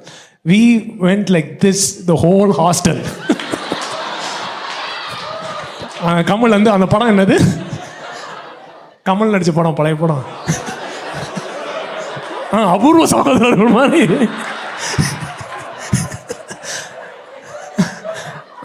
Hostel ஃபுல்லாக நான் நடந்து ஒவ்வொரு ரூமாக jam பண்ணேன். அப்படியே போய் ஒவ்வொரு ரூம்ல அடுத்த ரூமுக்கு நடந்தே போகாமல் முழங்காலே போனேன் சார். நான் சும்மா லேசுப்பட்ட இதில் இங்கே வரல. முழங்கால் யுத்தம். இப்படி ஏகப்பட்ட மேட்ரு பண்ணி இங்கே போய் ஜோம் பண்ணு, அதை போய் சுற்றி, இதை போய் சுற்று, அங்கிட்டு சுற்றி இங்கிட்டு சுற்றுன்னு டெம்போ ட்ராவலர் சுற்றி சுற்றி சுற்றி சுற்றி ஊரெல்லாம் சுற்றி கடைசி இங்கே வந்தாச்சு. பக்கத்தில் பார்த்து சொல்லு, நீ எங்கேயும் போய் கிழிக்க வேணாம், ஹார்ட்டுக்குள்ளே இறங்கணும் ஜபத்துக்கு. You don't have to go anywhere. You just have to go deeper in your heart. You should know how to engage your heart in prayer. ஜெபத்துல உங்களுடைய இருதயத்தை எப்படி எங்கேஜ் பண்ணனும் உங்களுக்கு தெரியணும். Unless you know how to engage your heart, your prayers will be useless. உங்களுடைய இருதயத்துல எப்படி எங்கேஜ் பண்ணனும் அப்படினு உங்களுக்கு தெரியல அப்படினா உங்களுடைய ஜெபங்கள் வீணாக தான் இருக்கும். It will be futile. அது உபயோகமற்றதா இருக்கும். We'll be saying so many things. நம்ம நிறைய விஷயங்களை பேசுவோம். But we will not see any result. ஆனா எதையுமே பார்க்க முடியாது நம்மளால. So we should learn how to engage our hearts. நம்மளுடைய இருதயங்களை எப்படி எங்கேஜ் பண்ணனும் நமக்கு தெரியணும். Bible says Jesus prayed all through the night. இயேசு இரவு முழுதும் அவர் ஜெபம் பண்ணார் அப்படி சொல்லி வேதம் சொல்லுது. இந்த மாதிரி பண்ணிருப்பார்னு நினைக்கிறீங்களா? அபூர் சகோதரர் மாதிரி போயின்னு பாருன்னு நினைக்கிறீங்களா? இல்லாட்டி இவங்க மாதிரி அப்படி மலையில ஏறிட்டு கீழே இறங்கிட்டு இருந்திருப்பாருன்னு நினைக்கிறீங்களா? ஏதாவது நம்ம பண்றதை பண்ணியிருப்பாருன்னு நினைக்கிறீங்களா? நம்ம தலைவர் இருக்காரு, எதையாவது பண்ணியிருப்பார் நினைக்கிறீங்களா? என்ன பண்ணியிருப்பார்? இயேசு ஜெபித்தார் ராம் முழுதும். நமக்காவது ரொம்ப கெஞ்சி கேட்டாதான் கொடுப்பாருன்னு தெரியும், அவர் கேட்ட உடனே கொடுப்பாருன்னு தெரியும்ல. ராம் முழுதும் அப்படி என்ன கேட்டிருப்பார்? So how did Jesus pray the entire night? Did he pray like our prayer warriors who do all of these warfare and stuff like that? We believe that we have to fight with God for us to get our blessing. And Jesus didn't believe like that. The moment he asked, his father will give him. So what did he pray the entire night? தேவைகளுக்காக ஜெபம் பண்ணல அவரு. He didn't pray for his needs. அற்புதங்களுக்காக ஜெபம் பண்ணல. Neither for miracles. In fact, இந்த வகை பிசாசு ஜெபத்தினாலும் உபவாசத்தினாலும் தான் போகும்னு சொல்லிட்டு அந்த நேரம் ஜெபமும் பண்ணல, அவர் உபவாசம் பண்ணல, விரட்டிட்டாரு. He said this kind of evil spirit only leaves by prayer and fasting. He didn't pray, he didn't fast also, he just chased it out. அதனால அவர் ஜெபமே பண்ணல. Doesn't mean he never prayed. இயேசு பண்ண ஜெபம் என்ன? What is the prayer that Jesus did? அதை தான் கான்டெம்ப்ளேட்டிவ் பிரேயர்னு சொல்றாங்க. We call it contemplative prayer. Meditation, contemplation, these are the stuff that has been done by ancient people. பூர்வ காலங்கள்ல இருந்தவங்க செஞ்சிட்டு இருந்த விஷயங்கள் தான் மெடிடேஷன், கான்டெம்ப்ளேஷன், இப்படிப்பட்ட விஷயங்கள். I was just going through Genesis. I was just going through Genesis. ஆதியாகமத்தில் நான் பார்த்துட்டு இருந்தேன். God is speaking to Abraham. ஆபிரகாம்கிட்ட தேவன் பேசுறார். He's speaking to Isaac. Isaac கிட்ட பேசுறார். He's speaking to Rachel, Rebecca. They're all, God is speaking to everyone. Rachel, ரெபேக்கால் இவங்க எல்லார்ட்டையும் தேவன் பேசுறாரு. எல்லார்ட்டையும் பேசிட்டே இருக்காரு. Cain. காயின்கிட்ட பேசுறாரு. He is speaking to everyone. There is no moral standards. இவங்க இப்படி இருந்தா தான் பேசுவேன், இந்த ஒழுக்கம் இருக்கணும்னா ஒழுக்க நெறி எதுவுமே இல்ல. இவங்க எல்லார்ட்டையும் பேசுறார். He's speaking to every one of them without any partiality. எப்படி? How? ஏன் நமக்கு பேசுறது கேட்க மாட்டேங்குது? Why are we not able to hear the voice of God? ஏன்னா அவர் எங்க உட்கார்ந்து பேசிட்டு இருக்காரு? Because where is he sitting and speaking? அவர் இங்க உட்கார்ந்து பேசிட்டு இருக்காரு. He is sitting and speaking from the heart. நம்ம எங்க கேட்க ட்ரை பண்ணிட்டு இருக்கோம்? Where are we trying to listen? இன்னும் சத்தமே கேட்க மாட்டேங்குது அப்படின்னு இருக்கோம். சோ உள்ள இறங்க சொல்லு, பக்கத்துல உள்ள இறங்கணும். Go deeper. சொல்லுங்க, 2025 நீ உள்ள இறங்கணும்பா. 2025 you need to go deeper. எங்க இறங்கணும்? ஹார்ட்ல இறங்கணும். Into your heart. அதுல எப்படி இறங்குறது? அந்த பாதைகள்ல ஒரு சில பாதைகள் தான் என்னது?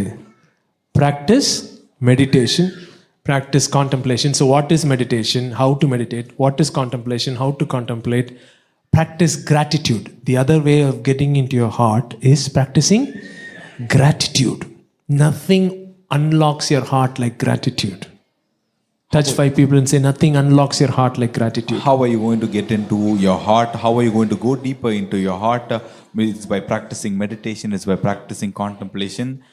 உங்களுடைய இருதயத்தை நீங்க உள்ள இறங்குறதுக்கான இன்னொரு மிகப்பெரிய வழி எது அப்படின்னா நீங்க நன்றிய பயிற்சி பண்றதுதான். அது பண்றது போல வேற எந்த விஷயமும் உங்களுக்கு உதவாது. Your heart might be like this. உங்களுடைய இந்த மாதிரி இருக்கலாம் இப்போ.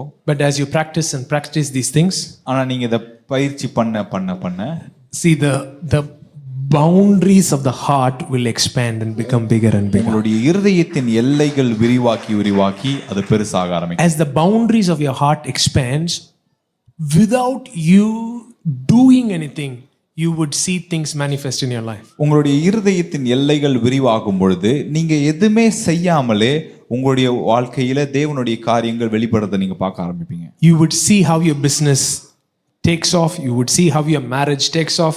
You would see how your parenting changes. You would see how your marriage is transformed. You don't need to put the effort anywhere else. உங்களுடைய தொழில் எப்படி முன்னேறதுன்னு பார்ப்பீங்க, உங்களுடைய குடும்பம் எப்படி முன்னேறதுன்னு பார்ப்பீங்க, உங்களுடைய பெற்றோர்த்துவம், உங்களுடைய வேலை எல்லாமே அப்படியே முன்னேறது நீங்க பார்ப்பீங்க. நீங்க போய் உட்கார்ந்து எந்த எஃபர்ட்டும் போட தேவையில்ல, இது தானா நடக்கிறது நீங்க பார்ப்பீங்க. Put Proverbs 4:23 in the Passion. நீதிமொழிகள் 4:23. So above all, guard the affections of your heart, for they affect all that you are. Pay attention to the welfare of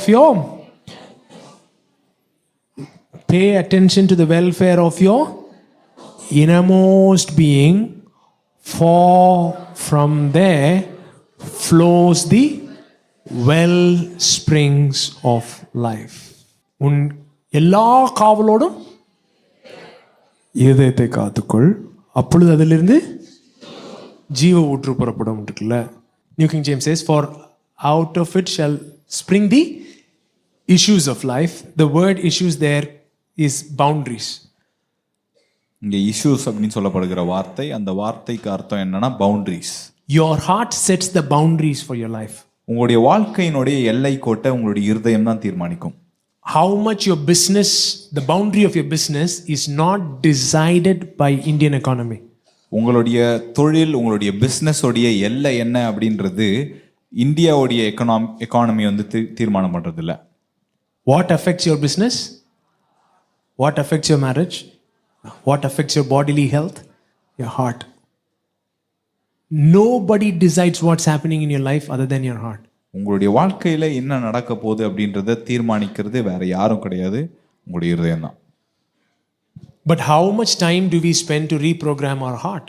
ஆனா நம்மளுடைய இருதயத்தை நம்ம ரீப்ரோகிராம் பண்றதுக்கு எவ்வளவு நேரம் செலவு பண்றோம்? How do we even know where our heart is? நம்மளுடைய இருதயம் எந்த நிலைமையில இருக்குன்றதை எப்படி தெரிஞ்சுக்கிறது? No, you don't know where your heart is. How do we access your heart? நம்மளுடைய இருதயமே எங்க இருக்குன்னு தெரியல, நம்ம எப்படி ஆக்சஸ் பண்றது அதை? ஹார்ட் ஒரு ஹார்ட் ஹீலிங்ன்ற ஒருத்தர் வந்தார். என்ன ஏதாவது டேப்லெட்ஸ் வச்சுருக்கீங்களா? சொல்லு, ஹார்ட்ன்றியே, ஹார்ட் எங்கே இருக்கு? Where is this heart of yours? எப்படி அதை ஆக்சஸ் பண்ணுறது? How do you access it? ஒரே ஒரு மேட்டர் மாத்திரம் சொல்லிட்டு முடிச்சிடுறேன். I'm going to just say one thing and finish this. கல்யாணம் ஆனவங்களுக்குலாம் தெரியும், ஹார்ட்டை ஒருத்தவங்க க்ளோஸ் பண்ணிட்டாங்கன்னா அவங்க பக்கத்தில் வந்தாலே என்ன செய்யும்? அது நல்லா தெரியும். அவங்க ஹார்ட் ஓப்பனாக இருந்தால் அது தெரியும் உங்களுக்கு. அது பிள்ளைங்களுக்கும் தெரியும். நான் இப்படி நீங்கள் ஒரு மாதிரி ஹார்ட்டை க்ளோஸ் பண்ணியிருக்கீங்க நீங்கள் ஏதோ ஆஃபென்ஸில், பிள்ளைங்க வந்து சொல்லுங்கள், உள்ளே வந்து அன்னிட்டியை பார்க்குங்க, இன்னும் வீடே ஒரு மாதிரி இருக்குது. நீங்கள் கத்திக்கிட்டு இருக்க மாட்டீங்களாங்க, தொண்டையை பிடிச்சிட்டு சண்டை போட்டுலாம் இழுக்க வேணாம், சும்மா உட்காந்து சாப்பிட்டு தான் இருப்பீங்க. ஆனால் அதுங்க வந்து சரியில்லையே அப்படியே பார்க்குங்க முஞ்ச. ஏன்? ஹார்ட் என்ன பண்ணியிருக்கோம்? க்ளோஸ் பண்ணி வச்சுருக்கோம். ஹார்ட்டை க்ளோஸ் பண்ணி வச்சோடனே அங்கே அந்த ரூமில் இருக்க லைஃபே இல்லாமல் போயிடுது. Now, the people who are married, they'll know well about this. When your partner has closed their heart to you and you are sitting right next to them, you'll be able to immediately feel the difference. If you see, the children will walk into the room and the mother is sitting with the offense with her heart closed. And nobody is shouting, nobody is fighting, nobody is holding anybody by the neck. The mother is just sitting and eating. But the children will be able to notice the difference and they'll be able to identify. They'll be looking at what is wrong. There's something not right, something not right. Because they're able to identify, because this person has closed their heart, there's no life flowing in that place. Then one person decides to let go of the offense in the heart. அதில் ஒருத்தர் திடீர்னு அவங்களுடைய இருதயத்தில் இருக்கிற அந்த மனத்தாங்களை விட்டு அவங்களுடைய இருதயத்தை திறக்க ஆரம்பிக்கிறாங்க. Do you know, immediately it starts blowing up. உடனடியாக அது இந்த இடத்தை அப்படியே நிறைப்ப ஆரம்பிக்குது. Then that gives the opportunity for the other person to open up. When they open up, again the room is lit up. அது மற்ற நபருக்கும் அவங்களுடைய இருதயத்தை திறக்கிறதுக்கு ஒரு வாய்ப்பு கொடுக்குது. அவங்க திறந்த உடனே இந்த இடம் அப்படியே நிறைந்து ஓடுது. How many of you understand what I'm saying? How without saying anything, internally something is happening. Internally you are making some decision. Okay, I'm going to forgive. Okay, I'm going to let go of this offense. Something literally, this is how literally I'm walking in my life. Wherever you're going, people are experiencing the boundaries of your heart. It is invisible, but you can expand, you can shrink, you can restrict. People engage to your heart things when they come near you, when they talk to you, when they engage, when they deeply connect with you. All these things is happening in the realm of the heart. இது வந்து ஒரு காணக்கூடிய விஷயம் இல்லை, பேசுகிற விஷயம் இல்லை. எதுவுமே சொல்லாமலே அந்த ரூமோடைய அந்த அறையில் இருக்கிற சூழலே முற்றிலுமாக மாறுகிறது போல, நீங்கள் எங்கெல்லாம் போகிறீங்களோ நீங்கள் உங்களுடைய இருதயத்தை தான் சுமந்துட்டு போகிறீங்க. ஜனங்க உங்களை அனுபவிக்கல, உங்களுடைய இருதயத்தின் எல்லைகளை அனுபவிச்சுட்டு இருக்காங்க. நீங்கள் இருதயத்தை சுருக்கி வச்சுட்டு இருக்கீங்கன்னா அதை அவங்க வேற மாதிரி அனுபவிப்பாங்க. நீங்கள் இருதயத்தை பரண்டு விரிந்து வைத்திருக்கிறீங்க அப்படின்னா அதை அவங்க வேற மாதிரி அனுபவிப்பாங்க. இந்த அனுபவங்கள் எல்லாமே வந்து நீங்க உங்களுடைய இருதயத்தோடைய அனுபவங்கள், இது காணக்கூடிய விஷயங்கள் அல்ல. Can you tell me some heart verses in the New Testament? புதிய ஏற்பாட்டில் ஒரு ஹார்ட் குறித்த வசனம் சொல்லுங்க. உங்கள் பொக்கிஷம் எங்கே உண்டோ உங்கள் இருதயம் அங்கே உண்டு. என்னங்க? Love your God, உன் கர்த்தரா தேவனே முழு இருதயத்தோடும் ஆத்மாவோடும் என்ன பண்ணு, கனம் பண்ணு. உங்களுடைய இருதயம் கலங்காதிருப்பதாக. இருதயத்தின் நிறைவினால் வாய் பேசும். இயேசு இப்படி சொல்றாரு ஒரு இடத்துல, இங்க பாருங்க, கை கழுவாம சாப்பிட்டானுங்க அப்படின்னு பிரச்சனை பண்றானுங்க. அவர் சொல்றாரு, சாப்பிட்டேன்னா இப்படி போய் இப்படி வந்துடும், ஒரு பிரச்சனையும் இல்லை அப்படின்றார். லிட்டரலா it will go through the mouth and come out through the intestine. ஒரு ப்ராப்ளம் இல்லை. ஆனால் உன் இருதயத்திலேருந்து வருதேப்பா, அது ஒன்று அசுத்தப்படுத்துகிற மாதிரி வேற எதுவுமே அசுத்தப்படுத்தாதுன்றார். But the thing that comes out of your heart, how it defiles you, nothing else can defile you like that. அதுலேருந்து தான் இதுலேருந்து என்ன வருதான்? அடல்ட்ரி, இது அது இது எல்லா பிரச்சனையும் எங்கே இருந்தால் வருதான்? ஹார்ட்ல தான் வருதான். It is from the heart that adultery, all sorts of problems, everything comes out of that. அப்புறம் அவர் சொன்ன பேரபிள்ஸ்ல என்ன சொல்றாரு? ஒருவன் விதைக்க புறப்பட்டான், விதை விழுந்துச்சு வெவ்வேறு நிலத்துல விழுந்துச்சு. அந்த நிலம் எதுதானா? 4 kinds of hearts. And he speaks about the parable of the sower, where he goes to sow seeds, and the seeds fell in different grounds, and the different grounds that he talks about is 4 kinds of hearts. ராஜ்யம் இங்க இருக்கு, ராஜ்யம் அங்க வந்துருச்சுன்னு யாராவது சொன்னாங்கன்னா நீ என்ன செய்யாத, நம்பாத. ராஜ்யம் எங்க இருக்கு? இங்க இருக்கு. And he says, when someone comes and tell you that the kingdom is here, the kingdom is there, do not believe in that, because the kingdom is in the heart. இது எல்லாம் புதிய ஏற்பாடு. All of this in the New Testament. பழைய ஏற்பாடு ஃபுல்லா என்ன சொல்றாரு? மனுஷன் முகத்தை பார்க்கிறான், தேவனோ இருதயத்தை பார்க்கிறார் அப்படின்னு சொல்லி பழைய ஏற்பாடு ஃபுல்லா சாம்ஸ் 119 போய் படிச்சீங்கன்னா ஃபுல்லாவே என்னதான்? என் இருதயத்தில் நான் உம்முடைய வார்த்தையை என்ன செய்கிறேன்? வைத்து வைக்கிறேன். உமக்கு விரோதமாய் நான் பாவம் செய்யாதபடிக்கு உம்முடைய வார்த்தையை என்னை இருதயத்தில் வைத்து வைத்தேன். In the entire Old Testament, it's all about the heart. When it says the man sees your face, but God looks at your heart, and I keep your word in my heart, and so that I protect myself. And there are so many scriptures that talks about the heart. So Psalms 119. சங்கீதம் 119. Oh, let's do from 9 itself. வாலிபன் தன் வழியை எதனால் சுத்தம் பண்ணுவான்? உமது வசனத்தின்படி தன்னை காத்து கொள்ளுகிறதுனால் தானே. எப்படி காத்துக்கொள்றது? என் முழு இருதயத்தோடும் உம்மை தேடுகிறேன், என்னை உமது கற்பனைகளை விட்டு வழிதப்ப விடாதேயும். நான் உமக்கு விரோதமாய் பாவம் செய்யாதபடிக்கு உமது வாக்கை என் இருதயத்தில் வைத்து வைத்தேன். கர்த்தாவே, நீர் ஸ்தோத்திரிக்கப்பட்டவர், உம்முடைய பிரமாணங்களை எனக்கு போதியும். எங்க போதியும்? போதியும். உம்முடைய வாக்கின் நியாய தீர்ப்புகளை எல்லாம் என் உதடுகளால் விவரித்திருக்கிறேன்.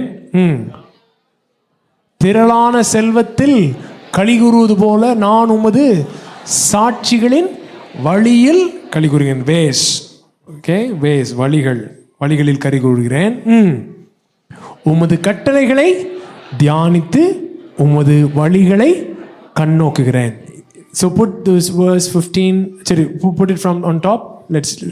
How can a young man cleanse his way? By taking heed according to your word. With my whole heart I sought you. Oh, let me not wander from your commandments.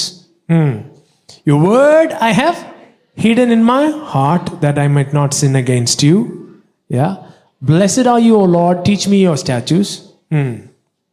With my lips I have declared all the judgments of your mouth. I have rejoiced in the way of your testimonies as much as in all riches. See, I will meditate, contemplate. Contemplate on your ways. Meditate on the word. So, meditate on the word, contemplation on the ways.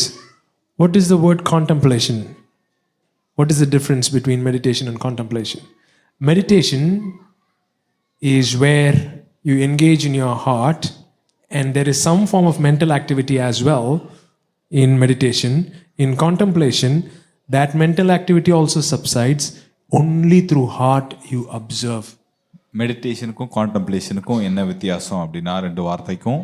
Meditation அப்படின்ற இடம் வந்து உங்களுடைய இருதயத்தை நீங்கள் engage பண்ண ஆரம்பிக்கிறீங்க, ஆனால் உங்களுடைய சிந்தனையினுடைய வேலையும் செயல்பாடும் அதில் நடந்துக்கிட்டே இருக்குது. ஆனால் கான்டம்ப்ளேஷன் சொல்லும் பொழுது உங்களுடைய அந்த சின்ன வேலையை கூட உங்களுடைய சிந்தனையிலேருந்து விட்டுட்டு உங்களுடைய இருதயத்தில் முழுவதுமாக மூழ்கிறது தான் contemplation. It is beholding. Beholding in your heart is contemplation. It is looking, it is gazing into. உங்களுடைய இருதயத்தில் ஒரு விஷயத்தை பார்ப்பது, அதுதான் கான்டம்ப்ளேஷன்.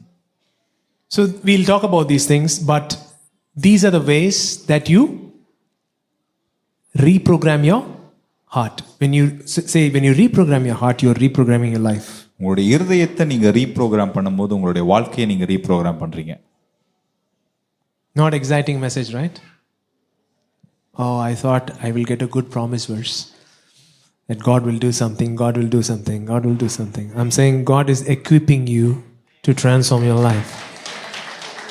தேவன் இதை செய்வார், தேவன் அதை செய்வார்னு ஒரு வார்த்தை எதிர்பார்த்து வந்தேன் அப்படின்னு நீங்க சொல்றீங்கன்னா, நான் உங்களுக்கு சொல்றேன், நீங்க உங்களுடைய வாழ்க்கையை மாற்றுவதற்கு தேவையானதை தேவன் உங்களை பயிற்றுவிக்கிறார். Say practice gratitude, practice meditation, practice contemplation. These are the three things that you need to practice. Slap 3 people and say practice, practice, practice. இதை நீங்க பயிற்சி செய்யணும்.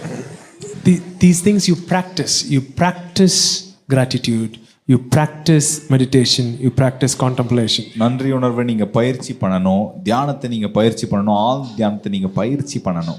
Then one thing you need to, these 3 things you need to do it from a place where you enjoy union. இதை நீங்க எந்த இடத்துல sorry, fourth thing, what I left, practice stillness. What is the fourth thing? Practice stillness. அமைதியை பயிற்சி பண்ணணும். Say gratitude, நன்றி உணர்வு, meditation, தியானம், contemplation, ஆழ்ந்த தியானம், stillness. அமைதி. These are the stuff that charismatics don't know. இந்த விஷயங்கள் தான் charismaticsக்கு தெரியாத ஒரு விஷயமா இருக்கு. Stillnessல உட்காரு அப்படின்னா தூங்கிடுவானுங்க. அமைதியில உட்காரு அப்படின்னு சொன்னா they sleep off. அந்த தேங்க்ஸ்கிவிங் பிரேயர்ல அந்த 15 நிமிஷத்துல எத்தனை பேர் தூங்கினா தெரியுமா? 15 minutes a lot of people sleep off. சத்தம் கேட்க ஆரம்பிக்குது. அதுவும் சொல்றேன், சாஞ்சலாம் உட்காராத, ஸ்ட்ரெயிட்டா உட்காந்தே தூங்குறேன்னா பாரு. ஸோ ஸ்டில்னஸ் அது என்னது, அது எப்படி நம்ம ஸ்டில் பண்றது ஹார்ட்டை? Be still and know that I am காட்னு சொன்னாரே, அது அந்த ஸ்டில்னஸ் என்னது, அந்த ஹார்ட்டை எப்படி ஸ்டில்னஸ்குள்ள கொண்டு வர்றது? What is the stillness? How do we still our heart? He said, "Be still and know I'm God." அமர்ந்திருந்து எப்படி அமர்ந்திருக்கிறது? மைண்டு கோயம் கோயம் கோயம்னு ஓவர் சவுண்டாக இருக்குது. எப்படி மைண்ட் அமர்த்துறது? இதெல்லாம் பண்ணாதான் யாரை என்கேஜ் பண்ண முடியும்? ஹார்ட்டில் இருக்கிற கிறிஸ்துவை என்கேஜ் பண்ண முடியும். Only when you do all of this, you can engage with the Christ that is in your heart. So இது 4 ப்ராக்டிஸ் பண்ணணும். இந்த 4 ப்ராக்டிஸ் பண்ணணும்னா அதுக்கு முன்னாடி உனக்கு என்ன புரிஞ்சிருக்கணும்னா union புரிஞ்சிருக்கணும். You need to practice all these 4, and for you to practice all of these 4, before that you need to understand the union well. ஏன்னா இந்த 4 மேட்டரை செப்பரேஷன்ல இருந்து ட்ரை பண்ணேன்னா வேலைக்கே ஆகாது.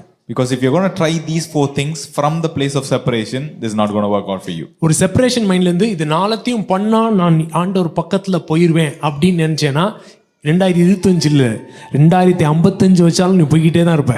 Now if you're keeping yourself in a separation mindset and saying, if I do all of these things, if I practice these 4 things, I can get closer to God, then not to 2025, not even 2055. பக்கத்துல பார்த்து சொல்லு, இந்த 4 நீ practice பண்றதுனால பக்கத்துல போல, அவரு பக்கத்துல இருக்கிறதுனால இந்த 4ஐயும் நீ பிராக்டிஸ் பண்ணா அவரை ஈஸியா அனுபவிக்கலாம். Not because you're practicing these 4 that you're going closer to God, because he is closer to you already, and you practicing this, you can experience him more. பக்கத்துல பார்த்து சொல்லு, நீ மெடிடேட் பண்றியோ இல்லையோ, கான்டெம்ப்ளேட் பண்றியோ இல்லையோ, ஸ்டில்னஸ்ல இருக்கியோ இல்லையோ, he has united himself with you. அந்த ரியாலிட்டியை மாத்தவே முடியாது. Whether you're meditating or not, contemplating or not, whether you're practicing gratitude or not, you're in stillness or not, he has already united himself with you, and that reality cannot be changed, cannot be reversed. Word has become flesh and he has united himself with humanity, with every individual on planet Earth, and nothing will change that union.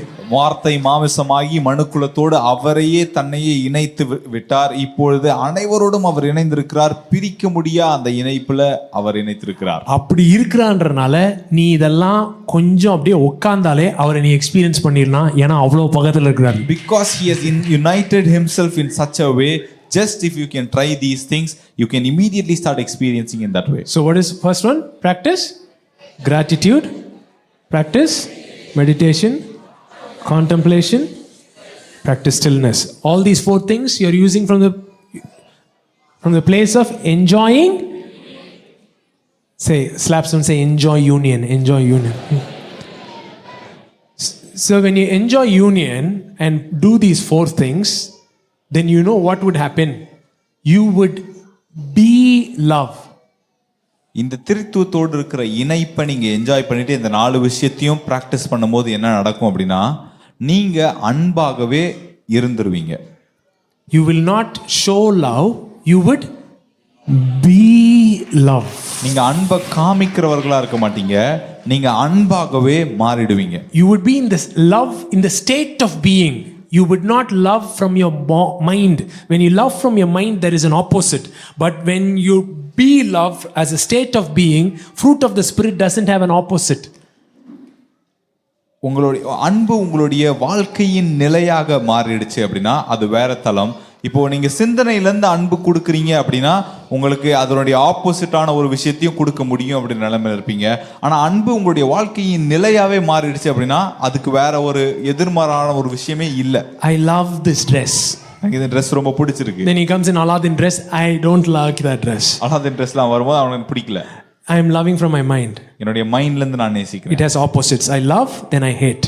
எனக்கு love பண்ண முடியும், had பண்ண முடியும், வெறுக்கவும் முடியும். But when I am in the state of being as love, there is no opposite for that. நான் அன்பு அப்படின்ற நிலையில வாழும் பொழுது அதுக்கு எதிர்மறைன்னு ஒன்று இல்லவே இல்லை.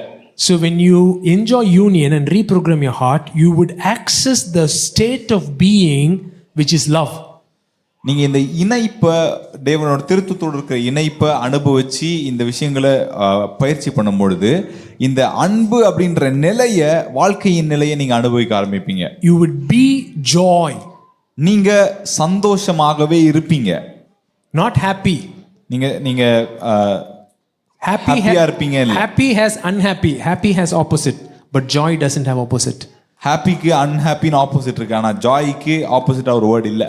சொல்லுங்க, அன்பாகவே இருப்பீர்கள், மகிழ்ச்சியாகவே இருப்பீர்கள். Be love, be joy, be peace. சமாதானமாய் இருங்க. When you are peace, I'm not talking about being peaceful. I'm talking about you being peace. நீங்க சமாதானத்தோடு சமாதானமா இருக்கிறத பத்தி பேசல, நீங்க சமாதானமாகவே மாறி இருப்பதை நான் பேசுறேன். You become the reality. அந்த நிஜத்துக்குள் நிஜமா நீங்க மாறிடுறீங்க. You are the reality of peace. You are the reality of joy. You are the reality of love. How to access these states? All these states. So all these states are inside you only. சமாதானத்தின் நிஜம், சமாதானத்தின் அன்பின் நிஜம், சந்தோஷத்தின் நிஜம், இந்த நிஜமாகவே உங்களால மாற முடியும். இந்த ஸ்டேட், இந்த நிலையை உங்களால ஆக்சஸ் பண்ண முடியும். Okay, I know this doesn't excite everyone, right? This doesn't excite everyone. இது எல்லாரையும் எக்ஸைட் பண்ணாது. இந்த வருஷம் உன் கடனை எல்லாம் தீர்க்கிறார் அப்படி நான் பேசியிருந்தோம்னு வச்சுக்கோ, ப்ராஸ்பரிட்டி பிச்சுக்கிட்டு கொட்ட போகுது. நான் என் ஹார்ட் அப்படியே ப்ரோக்ராம் பண்ணுன்றான், இது பண்ணுன்றான், அது பண்ணுன்றான், மெடிடேட் பண்ணுன்றான், கான்டம்ப்ளேட் பண்ணுன்றான், இது பண்ணுன்றான். இந்த வார்த்தையே நமக்கு தெரியாது, இன்னைக்கு தான் கேட்டிருக்கோம். பக்கத்தில் பாரு சொல்ல, வருஷம் ஃபுல்லாக இருக்குது. ஐயோ. But we need to know the Father. நாம் பிதாவை அறிந்து கொள்ள வேண்டும். We cannot play church anymore. Touch 5 people and say we cannot play church anymore. சபை விளையாட்டை இனிமே விளையாட முடியாது. We cannot be playing church anymore. சபை விளையாட்டை இனிமே விளையாட முடியாது. We need to know the Father. தகப்பனை நாம் அறிந்து கொள்ள வேண்டும். We need to know the Father. பிதாவை நாம் அறிந்து கொள்ள வேண்டும். What did Jesus do all through the night? இயேசு அந்த இரவு முழுக்க அவர் என்ன பண்ணார்? I need to know what he was doing. அவர் என்ன பண்ணிட்டு இருந்தார் எனக்கு தெரிஞ்சுக்கணும். And I need to do that. நான் அதை பண்ணணும். If Jesus spent all through the night and did something with the Father, and him and Father are one, and from that place he prayed. That prayer is not the prayer that I'm doing. Something else he was doing. I want to know what that. இயேசு ரா முழுவதும் பிதாவை அறிகிற அந்த அனுபவத்துக்குள்ள இருந்தாரு. அந்த இணைப்புல இருந்து அவர் ஒரு ஜெபத்தை செஞ்சாரு. அந்த ஜெபம் என்ன அப்படின்னு நான் தெரிஞ்சுக்க விரும்புறேன். அதை நான் செய்ய விரும்புறேன். But I'm telling you, it'll be so simple, you won't believe it, therefore you won't do it. அது ரொம்ப சிம்பிளா இருக்கும், உங்களால் நம்ப முடியாது, அதனால நீங்க செய்ய மாட்டீங்க.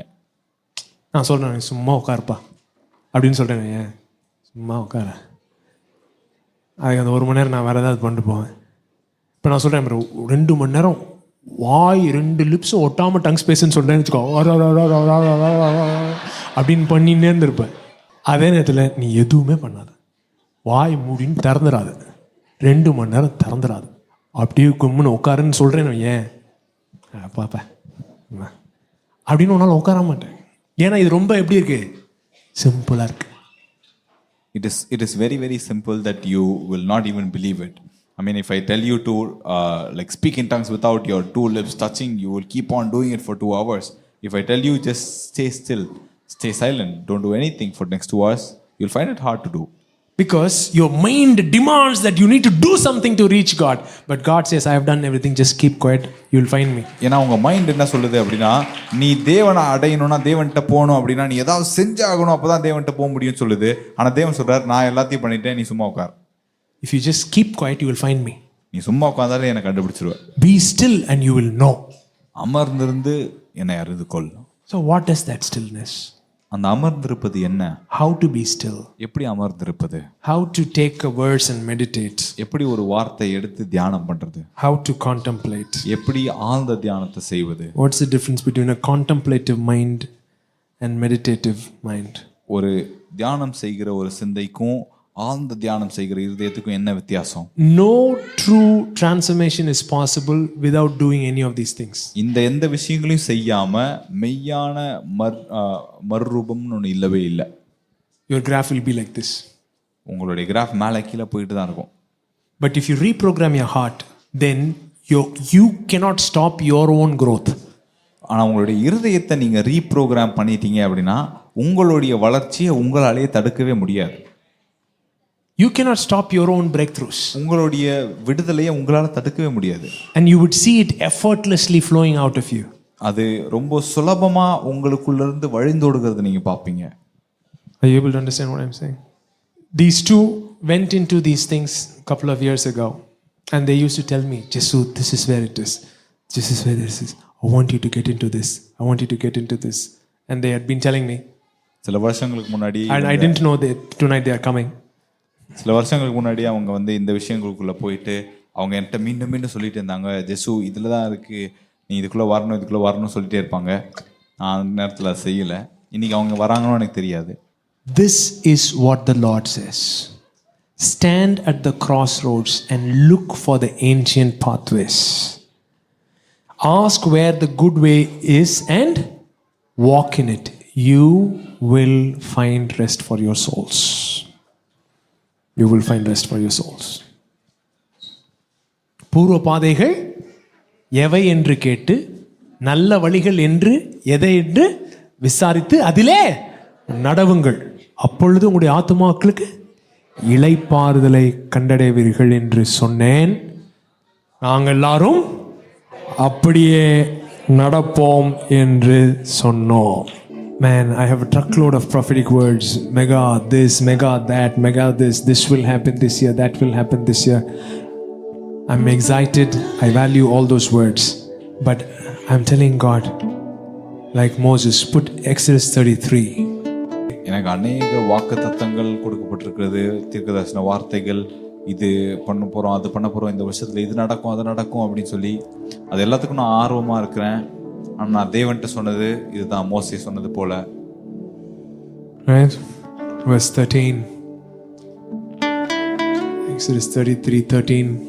Now therefore I pray, if I have found grace in your sight, show me your way. See how Psalm says God revealed the ways to Moses, but the acts to Israelites. Why? Because Moses prayed this at Mount Sinai. He didn't say, show me your acts. He said, show me your way, that I might know you, and that I may find grace in your sight, and consider this nation as your people. So what is the prayer that Moses, he has seen 10 plagues, and he's seen Red Sea open, and he has come to Mount Sinai, and he's seen the pillar of cloud and fire, and he has seen God cut out a table of stone and give to him with his own writing. After all these things, Moses is saying, I want to know you. If I have to know you, I need to know your ways. Show me your ways so that I might know you. That was the prayer of Moses after he saw the stuff that he saw. மோசே அநேக விஷயங்களை பார்த்துட்டு வந்திருக்கிறான். 10 வாதைகளை கடந்து செங்கடல் 2 பிளந்து அதை தாண்டி வந்து தேவனுடைய பிரசன்னம் அது வந்து ஒரு மேகத்தை போல ஒரு தூணை போல வந்து இறங்குறத பார்க்குறான். அங்கேருந்து அவருடைய 10 கட்டளைகள் வந்து கல்வெட்டுல பதிஞ்சு கொடுக்கப்படுறது எல்லாத்தையும் பார்த்து இதெல்லாம் அனுபவிச்ச பிறகு அவனுடைய ஜெபம் இதுதான், நான் உங்களை அறிந்து கொள்ளணும். உங்களை அறிந்து கொள்ளணும் அப்படின்னா நான் உங்களுடைய வழிகளை அறிந்து கொள்ள வேண்டும். சத்தமா படிங்க. உம்முடைய கண்களில் இப்பொழுது எனக்கு கிருபை கிடைத்ததினால் நான் உம்மை, ஃபர்ஸ்ட் பிரேயர் என்ன? நான் உம்மை அறிவதற்கும் உம்முடைய கண்களில் எனக்கு கிருபை கிடைப்பதற்கும் உம்முடைய வழியை எனக்கு அறிவியும். I want to know you. You can never know God without knowing His ways. அவருடைய வழிகளை அறிந்து கொள்ளாம நீங்க ஒருபோதும் தேவனை அறிந்து கொள்ள முடியாது. You can experience the supernatural and still miss out on the ways. நீங்க இயற்கைக்கு அப்பாற்பட்ட விஷயங்களை அனுபவிச்சும் அவருடைய வழிகளை நீங்க மறந்து போக முடியும்.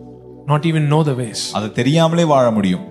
But my prayer for me, my family and us as a community is we would know you by knowing your ways. என்னுடைய ஜெபம் எனக்கும் என்னுடைய குடும்பத்துக்கும் நாம் ஒரு சமுதாயமா நமக்கும் நாங்கள் உங்களை அறிந்து கொள்ளவும் உங்களுடைய வழிகளை அறிந்து கொள்ளவும் தான்.